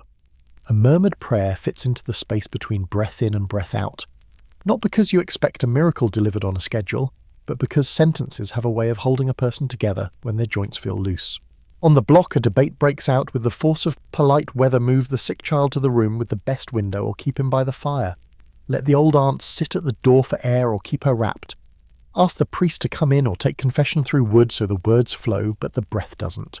You argue your side with tenderness and vinegar. Somebody offers wine spiced into hippocras for the heart. Somebody else passes a cup of weak ale because water makes some stomachs anxious. You all decide, then revise, then forgive each other for revising. The plague has made logicians of you given changing premises. Conclusions are just. Some nights despair auditions loudly. You stand in the kitchen stirring a pot into scents, and feel a wind inside your chest that wants to blow out all the candles at once. You have a contingency for this. The spice box opens so the scent of clove and cinnamon walks the room like an old friend with new stories. The Agnus Dei warmed between your fingers, the cat's thin purr ironed into the hem of your courage. You also have your jokes, because laughter is a window that never sticks. Like joke 2, you tell the pot it has 2 choices: thicken politely or be written up by the Guild of Soup Makers. It chooses to comply. Your authority apparently is very persuasive to carbohydrates. You write letters you cannot send. To the cousin who asked for you a map of the house in sentences so she can picture your window and your basil and the way the lamplight finds the crack in the bowl. To the boy at the chalk-marked door, a promise to tell the cat about the barley. To your future self, an index of what helped small sips open, sash-cooled cloths, the unfashionably patient way the midwife folded corners. You tuck the notes beneath the Agnus Dei because believing they matter is part of why they matter. The next morning you fold 2 of them into a loaf for the runner who will pass the farm post office at dusk. In quiet hours you hear new vocabularies bloom. A neighbour calls the small improvement in her father's cough a Friday in the lungs. Another describes her baby's brief nap as a pardon. A third reports 3 fewer bells from the next parish with a guilt that says counting good news is almost treason. You realise a city invents language the way a body invents antibodies, specific, local, protective. When you lie down, you rehearse your own glossary, rosemary, vinegar, window soup, candle friend. There are worse dictionaries. Before sleep, a messenger from the guild slides a note under the door. The fund will cover wood deliveries to marked houses. The parish will rotate door watchers so no one's shoulders carry the lane alone. The convent asks for rags, any clean ones, and a little honey if you can spare it. You pin the note to the beam with a small nail, a visible promise to remember in the morning. Then you set the pan for the juniper tuck, the abracadabra charm, into a drawer where it can't start a fight with your rosemary, and lay the beaded rosary against your palm because the beads count even when your head won't. Light joke 3. You tell the beads the goal tonight is 8 calmly rather than 50 heroically, and they agree. Even rosaries prefer realistic deadlines. The cat circles, clock settles. The house breathes with you. Outside somewhere you cannot see, a boat counts day to 31. A guard re-warms a wax seal with his breath. A midwife tightens a knot and calls it good. Historians still argue whether households like yours were the rule or the proud exception if care or flight wore the city's dominant face. But you fall asleep knowing this: the hearth is an instruction more than it is a place. Tonight your instruction is simple and exhausting. Keep the light, share the soup, write the names, and choose kindness enough times in a row that the choice begins to choose you back. You step into the workshop at dawn and learn what silence weighs. The treadles are still. The loom, yesterday's hungry instrument, dozes with its mouth closed warp like ribs waiting for a breath. A beater hangs where a hand left it mid-sentence. The master runs his fingers across the threads the way a priest checks a rosary, not for holiness, but for count. He's down 2 journeymen, 3 apprentices, and a temperament. You stand in the doorway and feel the new arithmetic clicking into place like teeth. Fewer hands, more leverage. On the bench, the day's chalk tally reads, like a confession, yards expected looms, working looms that stare back. Outside the street shuffles with shoe soles that now speak the language of bargaining. A dyer calls across the lane, 2 groats more a week and not a penny less, or find yourself a ghost to stir your vat. Light joke 1, you volunteer the director of small problems as a subcontractor. The dyer says his colour sense is excellent, but his union dues are paid in tuna. Your anchor fact arrives wearing an apron after the first mortal waves of 1348 to 1350. Labour scarcity tilts the seesaw, and in many towns and shires wages surge. Employers bid for harvesters, shepherds, masons and carders, while day labourers test new prices with the caution of saints handling relics. In some places the jump is immediate and loud. In others it's a stubborn creep, a coin shaved from an old agreement, a noon meal added to a half-day, a cartload of kindling declared customary out of nowhere. You watch a mason set his tools like an altar, and ask sweetly for beer per diem, and a raise because even bricks behave better when paid on time. The fields tell the same story in a wider voice. You tramp past furrows that stop mid-syllable, and meadows moan to the line where grief or manpower ran out.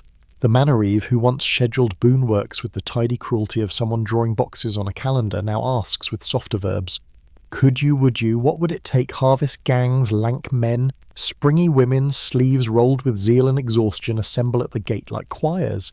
Someone names a price, someone else doubles it, and suddenly the air fills with contracts spoken in bread and ale. Quirky tidbit to tuck in your belt: harvest pay often includes ale allowances, not just coins, so many jugs for so many ridges, and sometimes gloves and a piece of cheese written into the bargain like punctuation. A reeve with a stingy pitcher will find himself reaping alone. You drink a clay cup that tastes of barley and victory, and agree the ridge looks shorter after 2 swallows. Of course, where coins drift upward, laws pin them down like butterflies. A crier clacks his handbell and reads a proclamation that tries to push the river back into its old banks. Able-bodied persons must work for the wages of 2 or 3 years past, and none may excessively take nor excessively give. You can hear the parchment breathing the dates. The words smell of wax and king. In England you'll hear it first as the Ordinance of Labourers in 1349, then carved with more ink and menace the Statute of Labourers in 1351, fixing maximum wages, ordering sheriffs to haul before justices anyone refusing service, and threatening fines for employers who outbid the ceiling. In cities from Siena to Lubeck, councillors copy the tune in their own meters: tables of allowed fees for masons and tilers, caps for threshers, limits for servants' board. The notice is nailed to a church door where everyone can pretend not to read it together. Light joke 2. You squint up at the schedule and discover your life has office hours now. Please submit wage request to the almighty CEO, the parish clerk with the stern quill. It is a very medieval thing to watch a city regulate the price of everything from a plasterer's day to a herring. You stand beside a butcher who mutters about reasonable profit like a psalm. You nod sympathetically and wonder whether the phrase is an oxymoron or just a mood. At the market, a baker counts loaves into a basket for a guild widow charity backed by dues that suddenly feel like investments, and a potter agrees to accept partial payment in kindling because coin is anxious and fire is not. Men carry little notched tally sticks split down the grain. Employer keeps one half, worker the other, the matching teeth a guarantee that the sums will fit again on reckoning day. You tuck the image away because it feels like the era in miniature 2 halves of trust separated, hoping to meet again without splinters. Workshops improvise their own conservation laws. A goldsmith's widow keeps the bench open under a widow's right, a custom many towns recognise training. A niece to run files with a rhythm that makes the room purr. In the next street, a brewer's wife becomes a brewster, by simple persistence mashing and stirring while the guild decides whether to bless or scold her competence. Your eyes track how the plague makes room for women in some trades at least until the guilds remember rules. Historians still argue whether women's paid work truly expands for long after the Black Death, or whether brief openings snapped shut under pressure from guild statutes and male wages. They also debate how far the mortality shock dismantled serfdom or merely accelerated a longer uneven unravelling. You hold the argument in your pocket like a hot stone, useful for understanding, dangerous to clutch too long. Under the lintels, clothes change at the speed of outrage. Servants demand better livery. Shepherds buy brighter hoods. A mason splurges on a knife with an inlay that makes you blink. An anxious council somewhere will soon answer with sumptuary laws. 1363 in England scribbles hard lines about who may wear fur or silk or too many buttons, because nothing stings a hierarchy like the sight of a ploughman in a decent hat. You run your hand over your own honest wool and congratulate it on being both warm and legal. Light joke 3, you affix a modest feather to your cap, then remove it before it requires a permit and a lecture. The countryside experiments with escape hatches. In one manner, the reeve commutes labour services to cash without theatrics because coin hires strangers, and strangers don't ask awkward questions about feudal love. In another, tenants quietly abandon far strips to cluster closer to the village, negotiating new parcels that a pre-plague lord would have defended like a family heirloom. Lawyers whose chairs never quite cool stamp more copyhold agreements. Customary tenures now copied onto paper, which sounds gentle until you realise copy is just another word for power with a memory. Your mainstream fact slots in again across Western Europe. The decades after the plague see a general drift toward money rents, more tenant freedom in some regions, and twin to it, ferocious attempts by the landlords and councils to freeze people and prices in place with wildly mixed success. Workdays adopt new niceties. A tiler demands a mid-morning bite by custom. A team of carters insists on shoes repaired at the employer's expense because the road choose leather with a wicked grin. You watch a clerk grimly add shoe money to the ledger, and suspect you've just witnessed a tiny revolution in arch support. In the wool yard, the master and the carders strike a bargain for shorter hours during the worst heat, a concession wrapped in the language of health, because even hard men have learned to regard the sun as a suspect. And all the while enforcement staggers. Sheriffs chase sturdy beggars and idlers categories that expand and contract with the sheriff's patience, only to discover that the same men are urgently required in hayfields and harvest. A justice of the peace rolls his eyes and fines a farmer for paying too much in August, then hires him in September for twice the fine because the barley has its own calendar. The cat who has promoted himself to shop steward of the ankle monitors negotiations with professional calm. When the master blusters, he flicks his tail. When the labourer smirks, he blinks. You take notes for future arbitration tuna naps, and a fair ale allowance settle most disputes. Somewhere down the road, a tax collector sharpens a quill and sets in motion another chain of cause and effect, but you keep your eyes on today's ledgers and tomorrow's bread. You pass a wall where the latest wage caps are posted, their numbers scraped already by fingernails and weather. In the courtyard beyond, men practice a whisper they never tried before. We could walk. We could take our hands where they are wanted. Mobility hums like a new tool to test against old wood. You bless it and fear it in the same breath, because the rope that tethers a neighbourhood can turn into a leash or a lifeline depending on who knots it. Evening folds its gentle edges around the city, and the workshops stutter back to life. A piece at a time, one loom taking up softly, like a throat-clearing one hammer, choosing a slow, persuasive rhythm that sounds less like imposition and more like courtship. Soup steams in bowls, and a wheel of cheese changes ownership 4 times before it's cut. You count 3 fewer bells than yesterday and don't apologise for noticing. In the window, your rosemary keeps its small, sincere promise to smell like clean choices.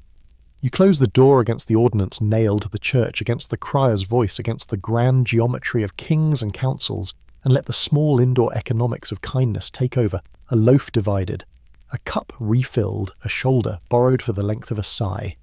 Tomorrow the wage tables will still glare. Tonight you put your tally stick beside the Agnus Dei and the spice box, and watch how the teeth fit 2 halves of a day, agreeing that whatever else it was, it counted. You take the long road out where the city's last chimney smoke thins into a smudge and the fields begin talking in their older, slower grammar. Ridge and furrow rolls under your feet like a ribcage, remembering ploughs that no one has hands to pull. You pass a wayside cross with lichen, climbing its knees, and a track that used to be a lane but now is a suggestion. Over a low rise, a village tucks into its fold of earth, church with a tired bell, a scatter of crofts, an orchard that forgot its ladder, and as you get close you realise the windows are not watching you back. Doors list on broken hinges, thatch sags like a hat that lost its owner, and nettles have seized the alley with the zeal of a new guild. The quiet is not peaceful, it is thorough. You stand in the middle where a market square should be, and hear the voices that aren't. The well has the decency to hold a reflection, and the reflection is you less sure of your outline, more interested in who will draw it next. In one yard, cabbages have bolted into fireworks, in another a goose stalks around insisting the lease is still paid. You feel your heart doing the arithmetic you keep trying not to do, families counted down, then up again in different houses, names crossed from a tithe roll with a line too straight for comfort. Here's your anchor, a fact for the walk after the first plague years. Many parts of Europe, especially marginal lands, see hamlet shrinkage, farmsteads abandoned, and in some regions full desertion. Manorial accounts show domain lands leased out or left tax registers thin, and later landscape surveys, those earthworks called deserted medieval villages, hold the shape of the uninhabited like a brass rubbing. Patterns lift their heads in the hedgerows. Where grain once shouldered the wind, sheep now stare with the comfortable impertinence of a new regime. Lords, short of labour long on meadow, decide that wool is more patient than wheat, and you watch pastures bleed outward like ink in paper. A reeve, no shrugs and calls it prudence. Sheep don't take harvest ale, he says, and they turn grass into coin while you sleep. Light joke 1, you salute the chief operating sheep and ask about the benefits package. He offers fleece and an interview with a very experienced dog. That tilt from arable to pasture is written into price lists and complaint letters alike, and your boots learn how much softer a field feels when it's grazed instead of argued with. The woods are rehearsing a comeback with absolutely no respect for permits. Hazel stakes its claim along ditches, birch tiptoes into old strips, hawthorn stitches hedges along boundaries that people now only visit on paper. Pollen. If you could scoop it with a scholar's net, would show a subtle swing toward trees in the decades after the plague. The landscape's quiet. I'll take it from here. You find a gate gnawed smooth by deer and a boar print baked into clay like an autograph from a celebrity you would not invite to dinner. The road itself looks relieved, less hammered by carts, more hospitable to foxgloves who never got their say in urban planning. Historians still argue whether reforestation was broad and dramatic or patchy, and local whether climate, the edgy moods of the Little Ice Age, did more than mortality in pushing fields backward. You stand in a place where birch and loss both seem certain. In one manner, a steward shows you his ledgers with a pride that is really a bandage. The domain once worked by the labour services is parcelled out on lease. Entry fines soften, rents in coin become the song the household can sing without coughing. He has a new page for Assart's waste brought into use and a larger new page for Let Run Wild, a category no previous steward would have admitted aloud. A windmill's sails are tied because there is no one to mind them, and the miller's cat sits on the sill auditing the breeze. Your mainstream fact tucks in beside his pen. Across many regions, lords retreat from direct cultivation, after the plague leasing out acres, commuting labour to cash and watching the balance between lordly command and tenant choice tilt unevenly toward the latter. Not every abandonment is sorrow without cunning. A hamlet farther on has telescoped inward outer crofts surrendered to pasture, so the remaining cottages can huddle around a good well and a more forgiving slope. The church roof shines with new lead hammered from old plates because salvage is now a sacrament. A woman-widowed Brewster turned village quarter master has drafted the calendar of who grazes where and when, so the commons doesn't turn into an argument. Her to-do list is longer than a saint's patience. Her stare would make a bishop check his sums. You leave with a better opinion of lists. You collect tender, absurd details the way you used to collect shells. A rabbit warren Conygarth has leapt its little wall, and rabbits, those medieval semi-livestock, behave like tiny opportunists in fur coats dotting the field with their polite vandalism. A quirky tidbit to pocket in some places, tenants keep obligations to supply conies or maintain warrens, little pillow hillocks with brick-lined berries, and right now the warrens seem to have read the labour shortage as an invitation to unionise. Farther along you find bee skeps tucked under a hedge. The household rent now part honey, part coin, part mutual sigh. Wax is precious for candles and charters, and bees could not care less about wage tables, only flowers. On the hill beyond a park, pale encloses a newly enlarged deer park of a Lord's Consolation Prize, while below it a manor grange has fallen strangely quiet. You kick a threshold stone and think of shoes that used to trip there daily. And you count a half-hedged enclosure here, a new pasture there, a vacant toft on the steward's roll, a line through a name that was once said every morning without thinking. Historians still argue whether village desertion was driven primarily by plague mortality, by soil exhaustion on marginal land, by tenurial pressure and rent arrears, or by climate's long bad mood. You decide the answer is yes, then add an asterisk. The order of causes changes, parish by parish, roof by roof. You also see what returns. Panage bells jingle as a small herd of pigs practice their autumn job turning acorns into pork and joy snouts expert among roots. The swineherd hums and you pocket the tune because it sounds like work that remembers how to be a story. A shepherd demonstrates a whistle so piercing it reorganises the cloud of his flock in elegant spirals. He smiles like a man who has learned a new alphabet and speaks to a conspiracy of wool. In a hollow, a spring that used to be merely helpful now is a reason to redraw a hamlet's outline.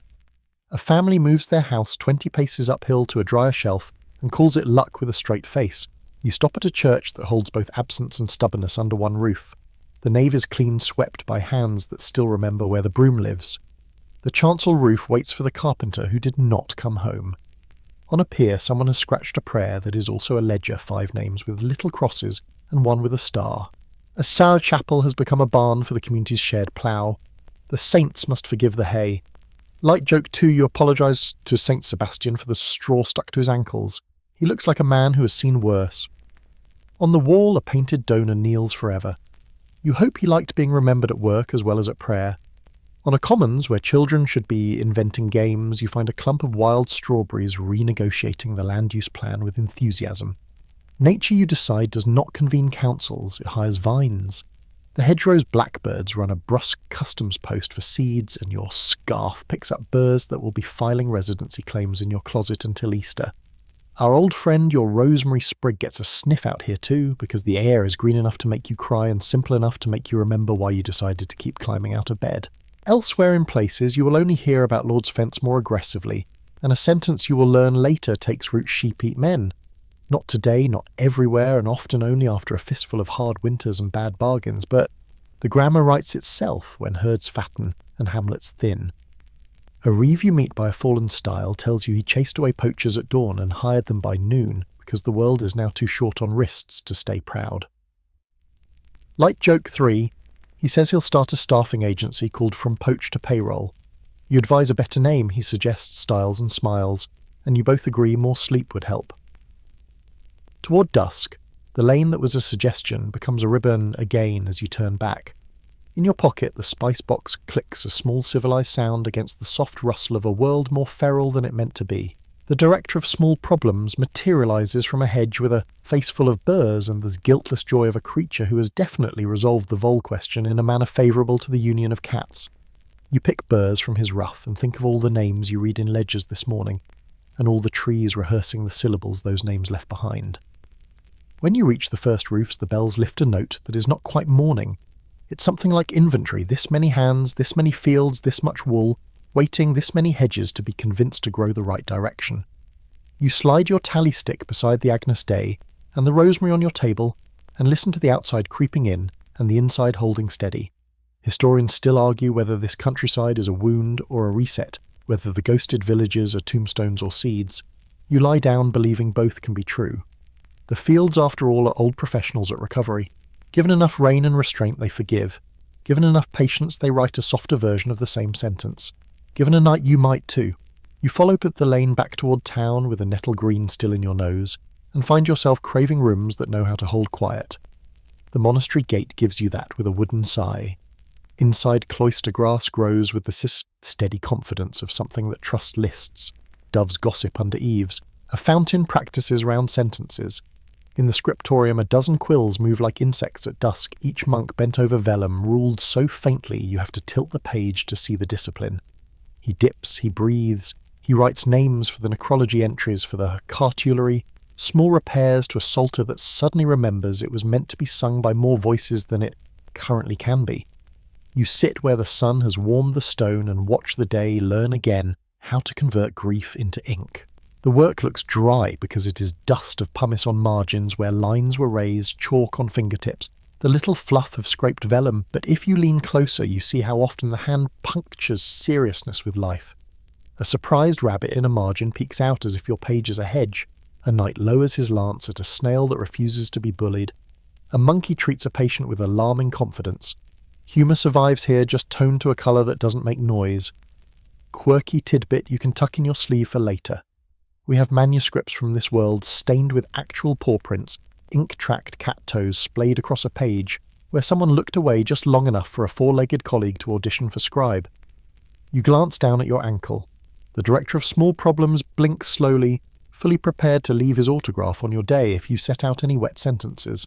The monks copy what the city now needs the most, the office of the dead, the psalms that let sorrow breathe on a schedule, and the comforts people are desperate to carry in their pockets. Books of Hours. Little portable domestic liturgies move quickly from bench to bench, and you trace the border vines that look like rosemary pretending to be art. A lay brother lays aside a page and opens a drawer. Little bone beads carved into grinning skulls, rosary counters that concentrate the mind with competent cheer. You weigh one in your palm and feel a truth that doesn't refuse softness. Remembering death can be a way of remembering how to be kind on purpose. Light joke 1. You ask if the skull beads come in less judgmental, and the lay brother says you can try squinting.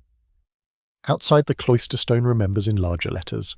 A mason taps with a taut patience on a new tomb face, and the design shows you the era's favourite double exposure above the tidy effigy, the knight or bishop resting, with hands in prayer, face composed as if the world would always keep good manners, and below on a second slab the same person shown as a narrow, slack-bellied figure with the shroud knotted and the ribs counting themselves. Cadaver tombs transy, if you want the Latin to do a little work, appear more often after the plague years. A mainstream fact you can hold against the cold by the late 14th and 15th centuries, France and England, especially fill with these two-story warnings. The top says, "Remember me as I intended." The bottom says, "And remember what time intends for everyone." You stand there longer than you mean to reading both sentences until they stop arguing and start agreeing. In a charnel house off the market square, Bone makes a library. Skulls are stacked in honest geometry, long bones nest like kindling, and along the gallery wall a painter has convinced figures to dance who are not supple by nature. Death, sometimes a skeleton, sometimes a thin person without the sun, leads the living. In a chain pope, emperor, bishop, merchant, bride, peasant, child, repeating so no one can pretend the invitation got lost in the post. The chant drifts in from a side chapel as if it has been practicing for this backdrop all along. You run your finger under a line painted under the dancer's shoes. As we are, so you shall be. It doesn't threaten, it introduces. And now your anchor fact steps down from the ladder with a paintbrush grin in the early 15th century. The dance of death becomes a fashionable language. Paris's Saint Innocents Cemetery hosts a famous mural around 1424-25. Basel and Lubeck will have their own cycles not long after, and once you've seen the grammar you can't unsee it. The figures are always from every estate, the steps are always evenly spaced. Shops tuck under the charnel arcades as if commerce recognises its hour as well as anyone. A pewterer sells badges shaped, and you have to admire the marketing, like tiny skeletons pulling at bishops' sleeves. A candle maker lays out fat tapers that promise hours as specifically as the sky does. Someone ties a little red thread around your wrist, not as magic but as membership. We are doing this together. You buy a sprig of rue and add it to your rosemary because the nose is a homing device, and you want it to find its way back to Courage Tonight. Light joke 2, you haggle not because of coin but because it feels like a rehearsal for staying alive. The candle maker throws in a stub for luck, which you decide is what the candle makers call brand loyalty. Back at the cloister you meet a young monk who makes jokes in the tone of dry parchment. "The Lord is my shepherd," he says, "and I would appreciate if he'd remind the flock not to eat the garden." He smiles without showing teeth, the sort of humour you only hear when a community is tired and tender and determined to listen carefully to itself. In the refectory readings at supper, weave together with clinking spoons.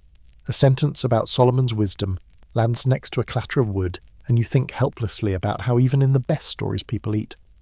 The prior posts a notice in the chapter house about the new burial ground beyond the orchard lists again, anchoring weather, and another notice asking everyone to be gentle with the apprentice who has nightmares after bell ringing.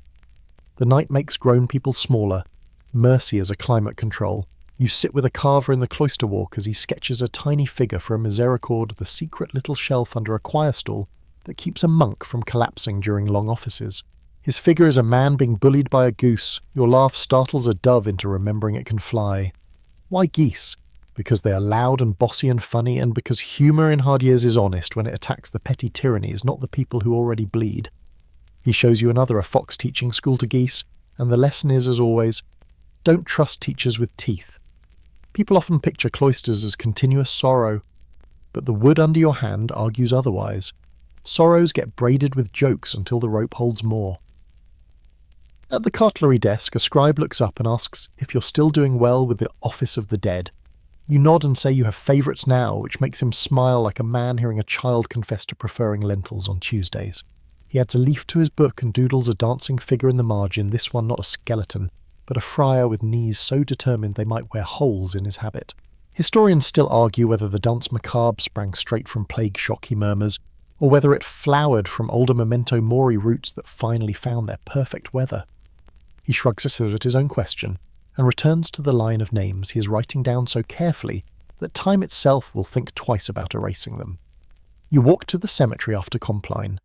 The new ground smells like clay and rosemary. The old ground holds its moss with the patience of domestic saints. A boy and his mother leave a loaf at a chalk-marked door in the wall they think their priest doesn't know about. He knows and has made a helpful habit of looking east at such moments. Along the wall, little plaques speak in the same compact language as your spice box. Pray for me, pray for us, remember.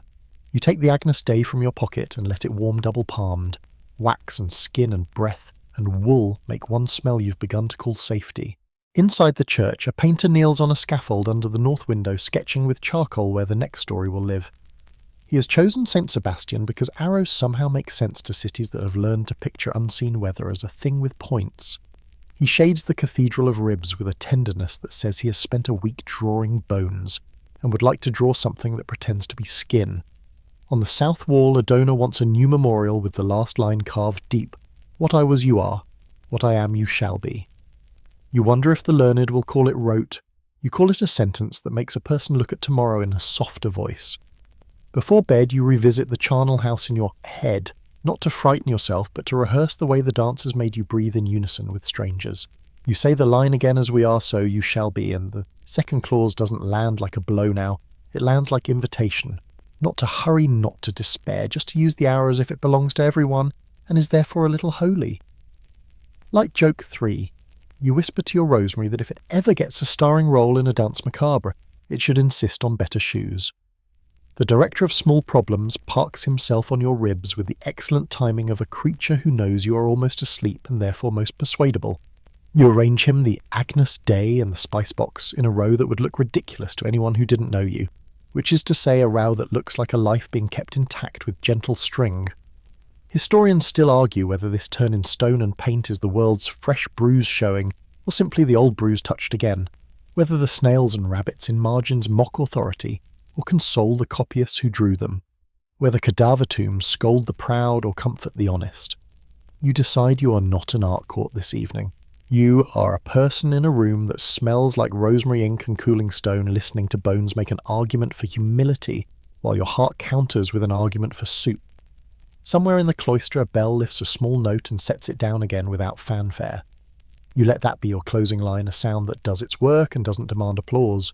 You leave the cloister with bones and paint still in your head, and notice how the city's shoulders are lowering the way a person relaxes between storms but keeps the door latched.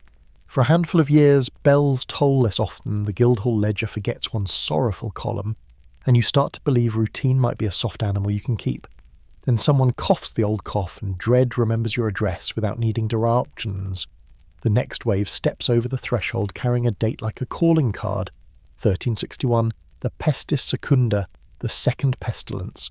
What chroniclers across England and France will call it in their plain handwriting, the mainstream fact you can point to on any careful timeline. You feel it before you read it. The air in the market starts listening too hard again. This time the faces look younger. You count more small bodies in the procession, more mothers with their hands spread like nets. The rumour you hope is more than rumour partial immunity for those who weathered 1348 arrives with a double edge. If the old have some defence, the young cannot borrow it. Historians still argue whether that age pattern comes from acquired immunity in survivors from a changed strain, or from the blunt mathematics of who was even left to fall ill. Your street treats the question like thunder heard acknowledged, and then you get the animals under cover. You tie a new nosegay, you rehang your lattice of herbs, you reopen the drawer where the abracadabra charm sulks next to the rosary and decide everyone can behave tonight. You also notice how faster the household choreography queues up now, as if your city has set the emergency to muscle memory vinegar pan under the bed window propped to the friendlier wind. Separate cups and the soap bucket next to the door chalk to mark a threshold with a courteous X for not today. Watchmen arrive at the gate with timbers ready. The clerk at the counting house lays out his clean so-far stamps with the grim satisfaction of a man who has sharpened every quill in the drawer. And in the harbour you hear the bored poetry of Quarantine 3031-32, recited by sailors who could measure a life in juniper smoke and onions. Light joke one you consider writing your own cookbook, Quarantine Cuisine, and decide the first 3 chapters onions toasted. Onions and onions again need development. Out in the parish lanes the flagellants do not return in the same frightening mass.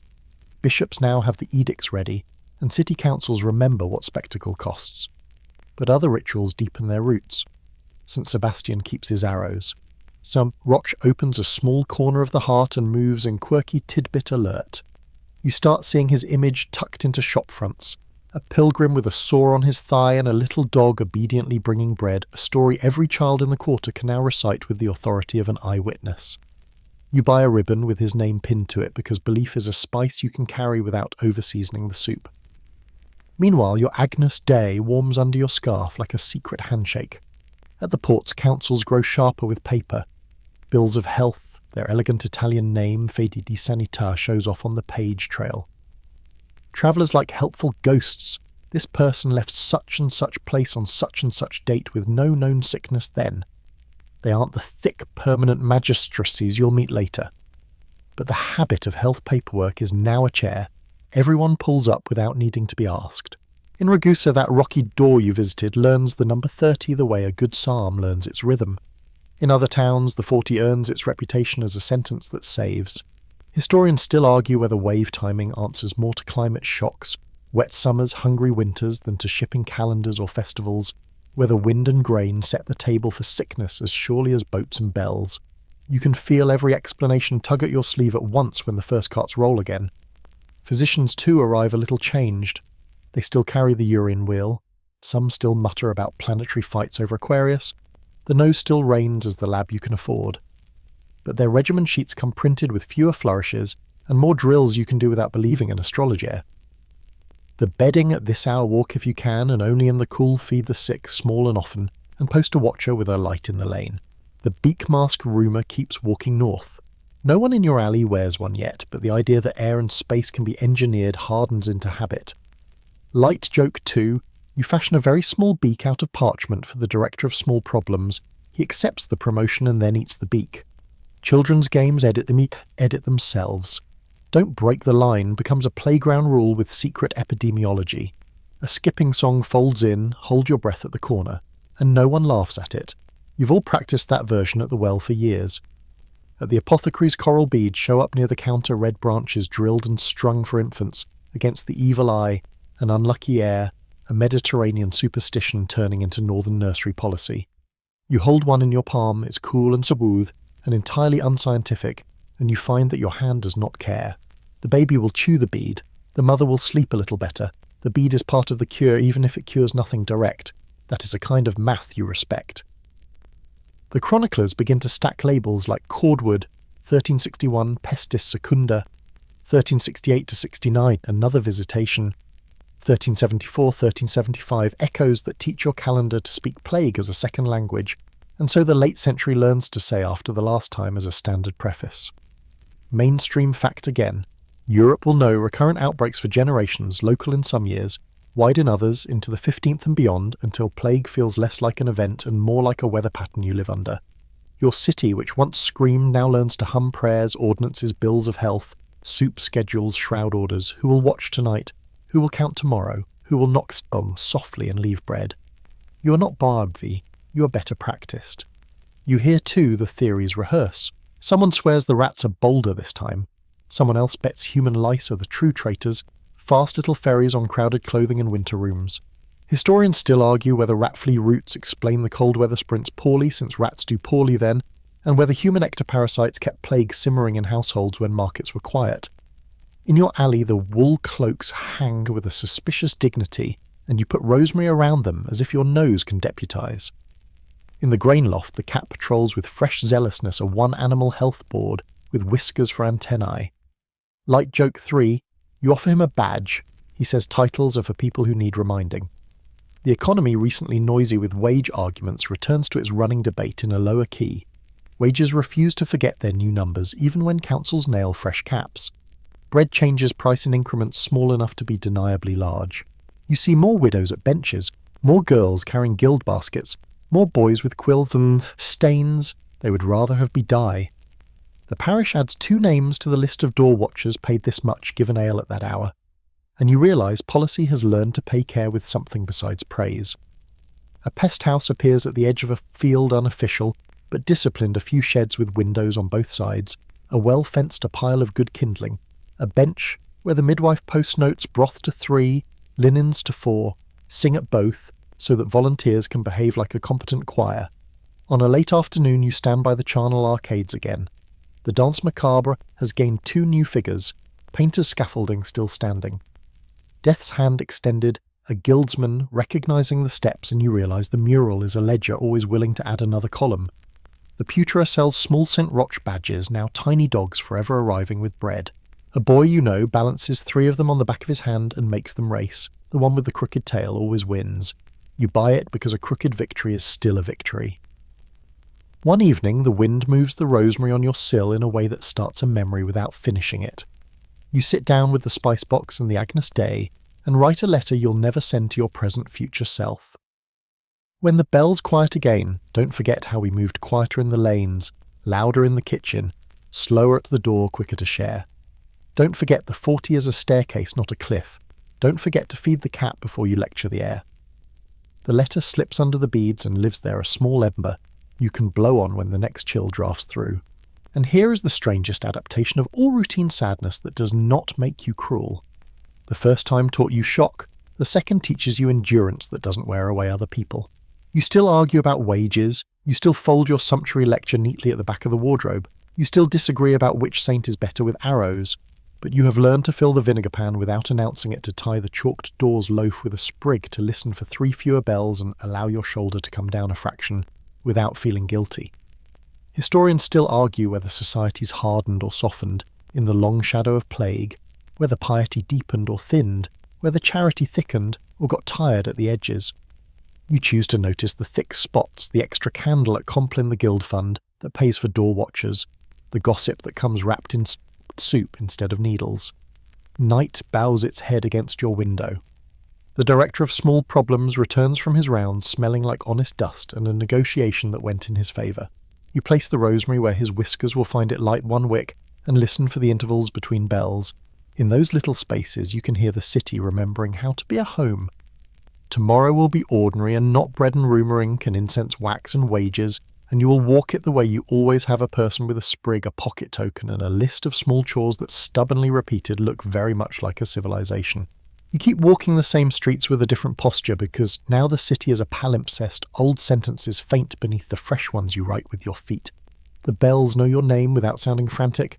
The vinegar pan retires to a shelf but refuses to be stored too far from reach.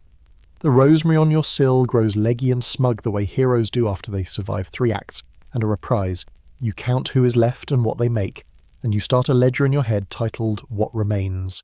In column 1 you put people widows who run benches, boys who learn to quill and never put it down, midwives whose schedules look like maps.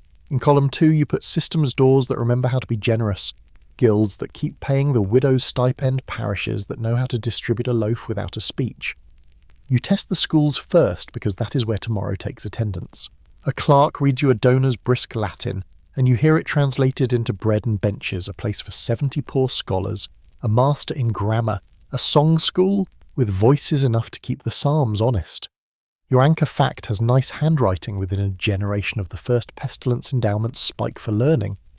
William of Wykeham founds New College at Oxford in 1379 and Winchester College in 1382 to feed the universities with trained boys, and other towns answer with grammar schools that invent a new kind of homework.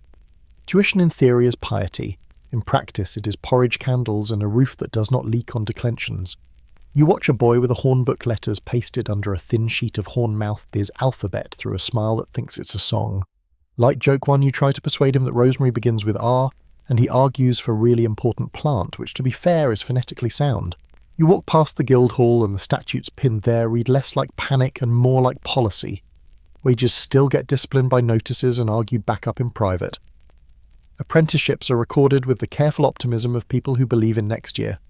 The tally sticks fit their teeth together with a new fondness for fairness. Laws keep growing. Sumptuary rules try to stop a shepherd from peacocking in too much colour. Labour caps pretend coins don't have opinions. Bills of health travel with merchants like respectable ghosts. You remember that harbours learned the patience of 30 and 40, and you notice in your own markets a quieter habit that will become a profession.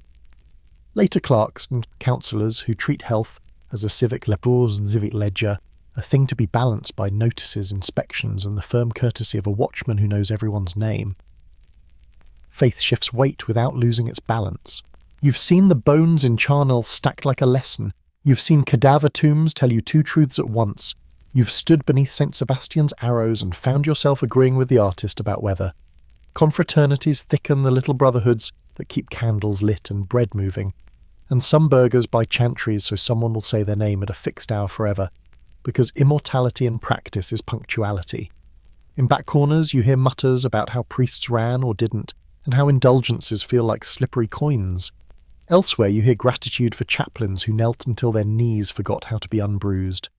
Historians still argue whether plague bruised trust in clergy or deepened lay devotion, whether it greased the skids for reforming tempers later, or simply multiplied kinds of piety and let them jostle in the nave. You stand beside a woman counting beads carved like little skulls and decide some debates are less urgent than keeping company. Some changes are almost impolite in their cheerfulness. Meat shows up more often in pots, wages argue themselves into better shoes, and the market's chatter has fat around the ribs. You hear a mason tell his wife to buy 2 extra candles because we are no longer people who squint, and you cry in the cheese stall where no one will shame you for it. The countryside keeps its new grammar, more sheep here, more scrub there a hedgerow, practising small rebellions, and cities write their counterpart, more benches at the school, more scrolls in the scriptorium, more girls in aprons who will not surrender their benches lightly. Mainstream truths lay themselves down like stepping stones, serfdom frays in many places into money rents. The peasants' revolt in 1381 will roar that labour and dignity aren't strangers. Rulers learn that poll taxes make bad weather quickly. You collect odd survivals the way other people collect spoons. Quirky, cursed tidbit in some places, a plague stone survives. An old boundary boulder with a shallow cup once filled with vinegar, so buyers and sellers could pass coins disinfected by hope and acidity's trade preserved by ritualized science. You find one by a lane moss, making a green collar around the cup, and your heart does the embarrassing thing where it curtsies to a rock. You remember your own vinegar jar by the gate and the watchman who blew on the wax seal until it forgot to tremble. In the workshop, apprentices rehearse their oaths. A girl who carded wool during the worst weeks now draws thread so evenly it could serve as proof that tomorrow exists. A widow signs an apprenticeship for her boy, with a hand steadier than the quill deserves. The master agrees to shoe money and a midday bread by custom pay. Because hunger has been in the room, and he's no longer the sort of man who argues with bread. The director of small problems patrols between warp and weft like a small magistrate and extracts his tuna tax with the even-handedness of a saint who has learned to purr, like joke. 2, you threaten to report him to the sumptuary committee for wearing too much dignity. He blinks, which is the feline form of habeas corpus. You ask your city the impolite question, did this make you cruel or careful? The answers come back like birds, some sharp, some sweet. The list on your table helps you read them.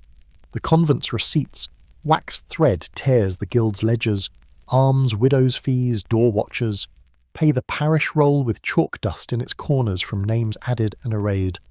People keep making lists because lists turn fog into weather, and weather into errands, and errands into proof you belong to a day that asked for your hands. Over wine you let someone tell you the future will be named Renaissance. In ink you tell yourself this is a present you can touch. You also learn to accept the debates you cannot adjudicate. Historians still argue whether the plague launched Europe toward modernity, whether it widened diets and made bodies taller, whether the economic uplift for commoners held long or sagged under new taxes and old greed, whether work for women stretched out permanently or snapped back when guilds remembered their rules. You keep your spine soft about the word modern. You eat an apple you couldn't have afforded before, and you watch your neighbour teach her daughter to tally, and your heart claps in its inside voice. When the bells go quiet for 3 days in a row, you do something scandalous you plan. The school needs more horn books. The parish wants a new roof planed to a smoothness that inspires confidence. The harbour clerk proposes a better way to count days that will make sailors less feral by week 3. The charnel house painter finished with dancers for now wants to try a virgin with a smile that looks suspiciously like a joke. You write your name under a notice that says, bring rags, bring honey, bring patience, and you add in tiny letters, bring jokes. Light. Joke 3, you pitch the guild on a festival named the Reasonable Laugh. They insist on a dress code for your rosemary, which behaves badly at parties. The day lays down gently. You put the Agnus Dei back on its nail and the spice box in its drawer, and your hand on the cat's ribcage where the purr is a small machine that says continue. You stand at the window and breathe a city that knows too much and loves itself anyway, soup and ink and laurel smoke wages and wax and wine bells that refuse to be melodramatic unless necessary. You tell yourself in that mild, bossy tone you reserve for your own stubbornness that remembering is a form of gentleness, and gentleness is a form of survival, and survival is not an apology, it is a path. You lower the sash and thank the rosemary for yet another shift it did not sign up for and will do with style. Let the street outside find its softer shoes now, and let the shutters ease into their latches without the old urgency. The night that used to arrive like a verdict is this time only night broad and patient and ready to be shared. Your room knows your weight the way a favourite chair remembers a shoulder. The pillow remembers your cheek. The blanket learns the geography of your breath and agrees to be a map that leads strictly to sleep. Slow the pictures in your head until they become sketches. The harbour shrinks to one boat counting days, then to one ripple that doesn't need to arrive anywhere in particular. The charnel house dancers become 2 silhouettes that bow politely and retire. The school's hornbook is only wood and letters, and then only wood, and then a warm colour you cannot name. The rosemary at your sill loosens its scent, the way a friend loosens a grip, not because they're letting go, but because they trust you to hold yourself. Make your breathing longer than your thoughts. Let every inhale be a walk past a kindly door, and every exhale be the little note you tuck under it. I was here. I was gentle. I will be here again tomorrow. Imagine the cat takes up his post on your ankle, and the warm weight persuades the rest of you to stop auditioning reasons to be awake. You can set the vinegar pan down. You can hang the beads on the nail. You can close the ledger for tonight with a sound that is really a thank you. The city will keep itself until morning. People who know what to do will do it in small, sufficient ways. The bells will practice kindness in their intervals. The air will remember how to move without a script. You can drift now without leaving sleep, without surrendering, and step into the shallower water where the day finally lets go. When you wake, the sprig will still be green. The list will still be simple. The story will still be yours to walk quieter, slower, kinder, one soft street at a time.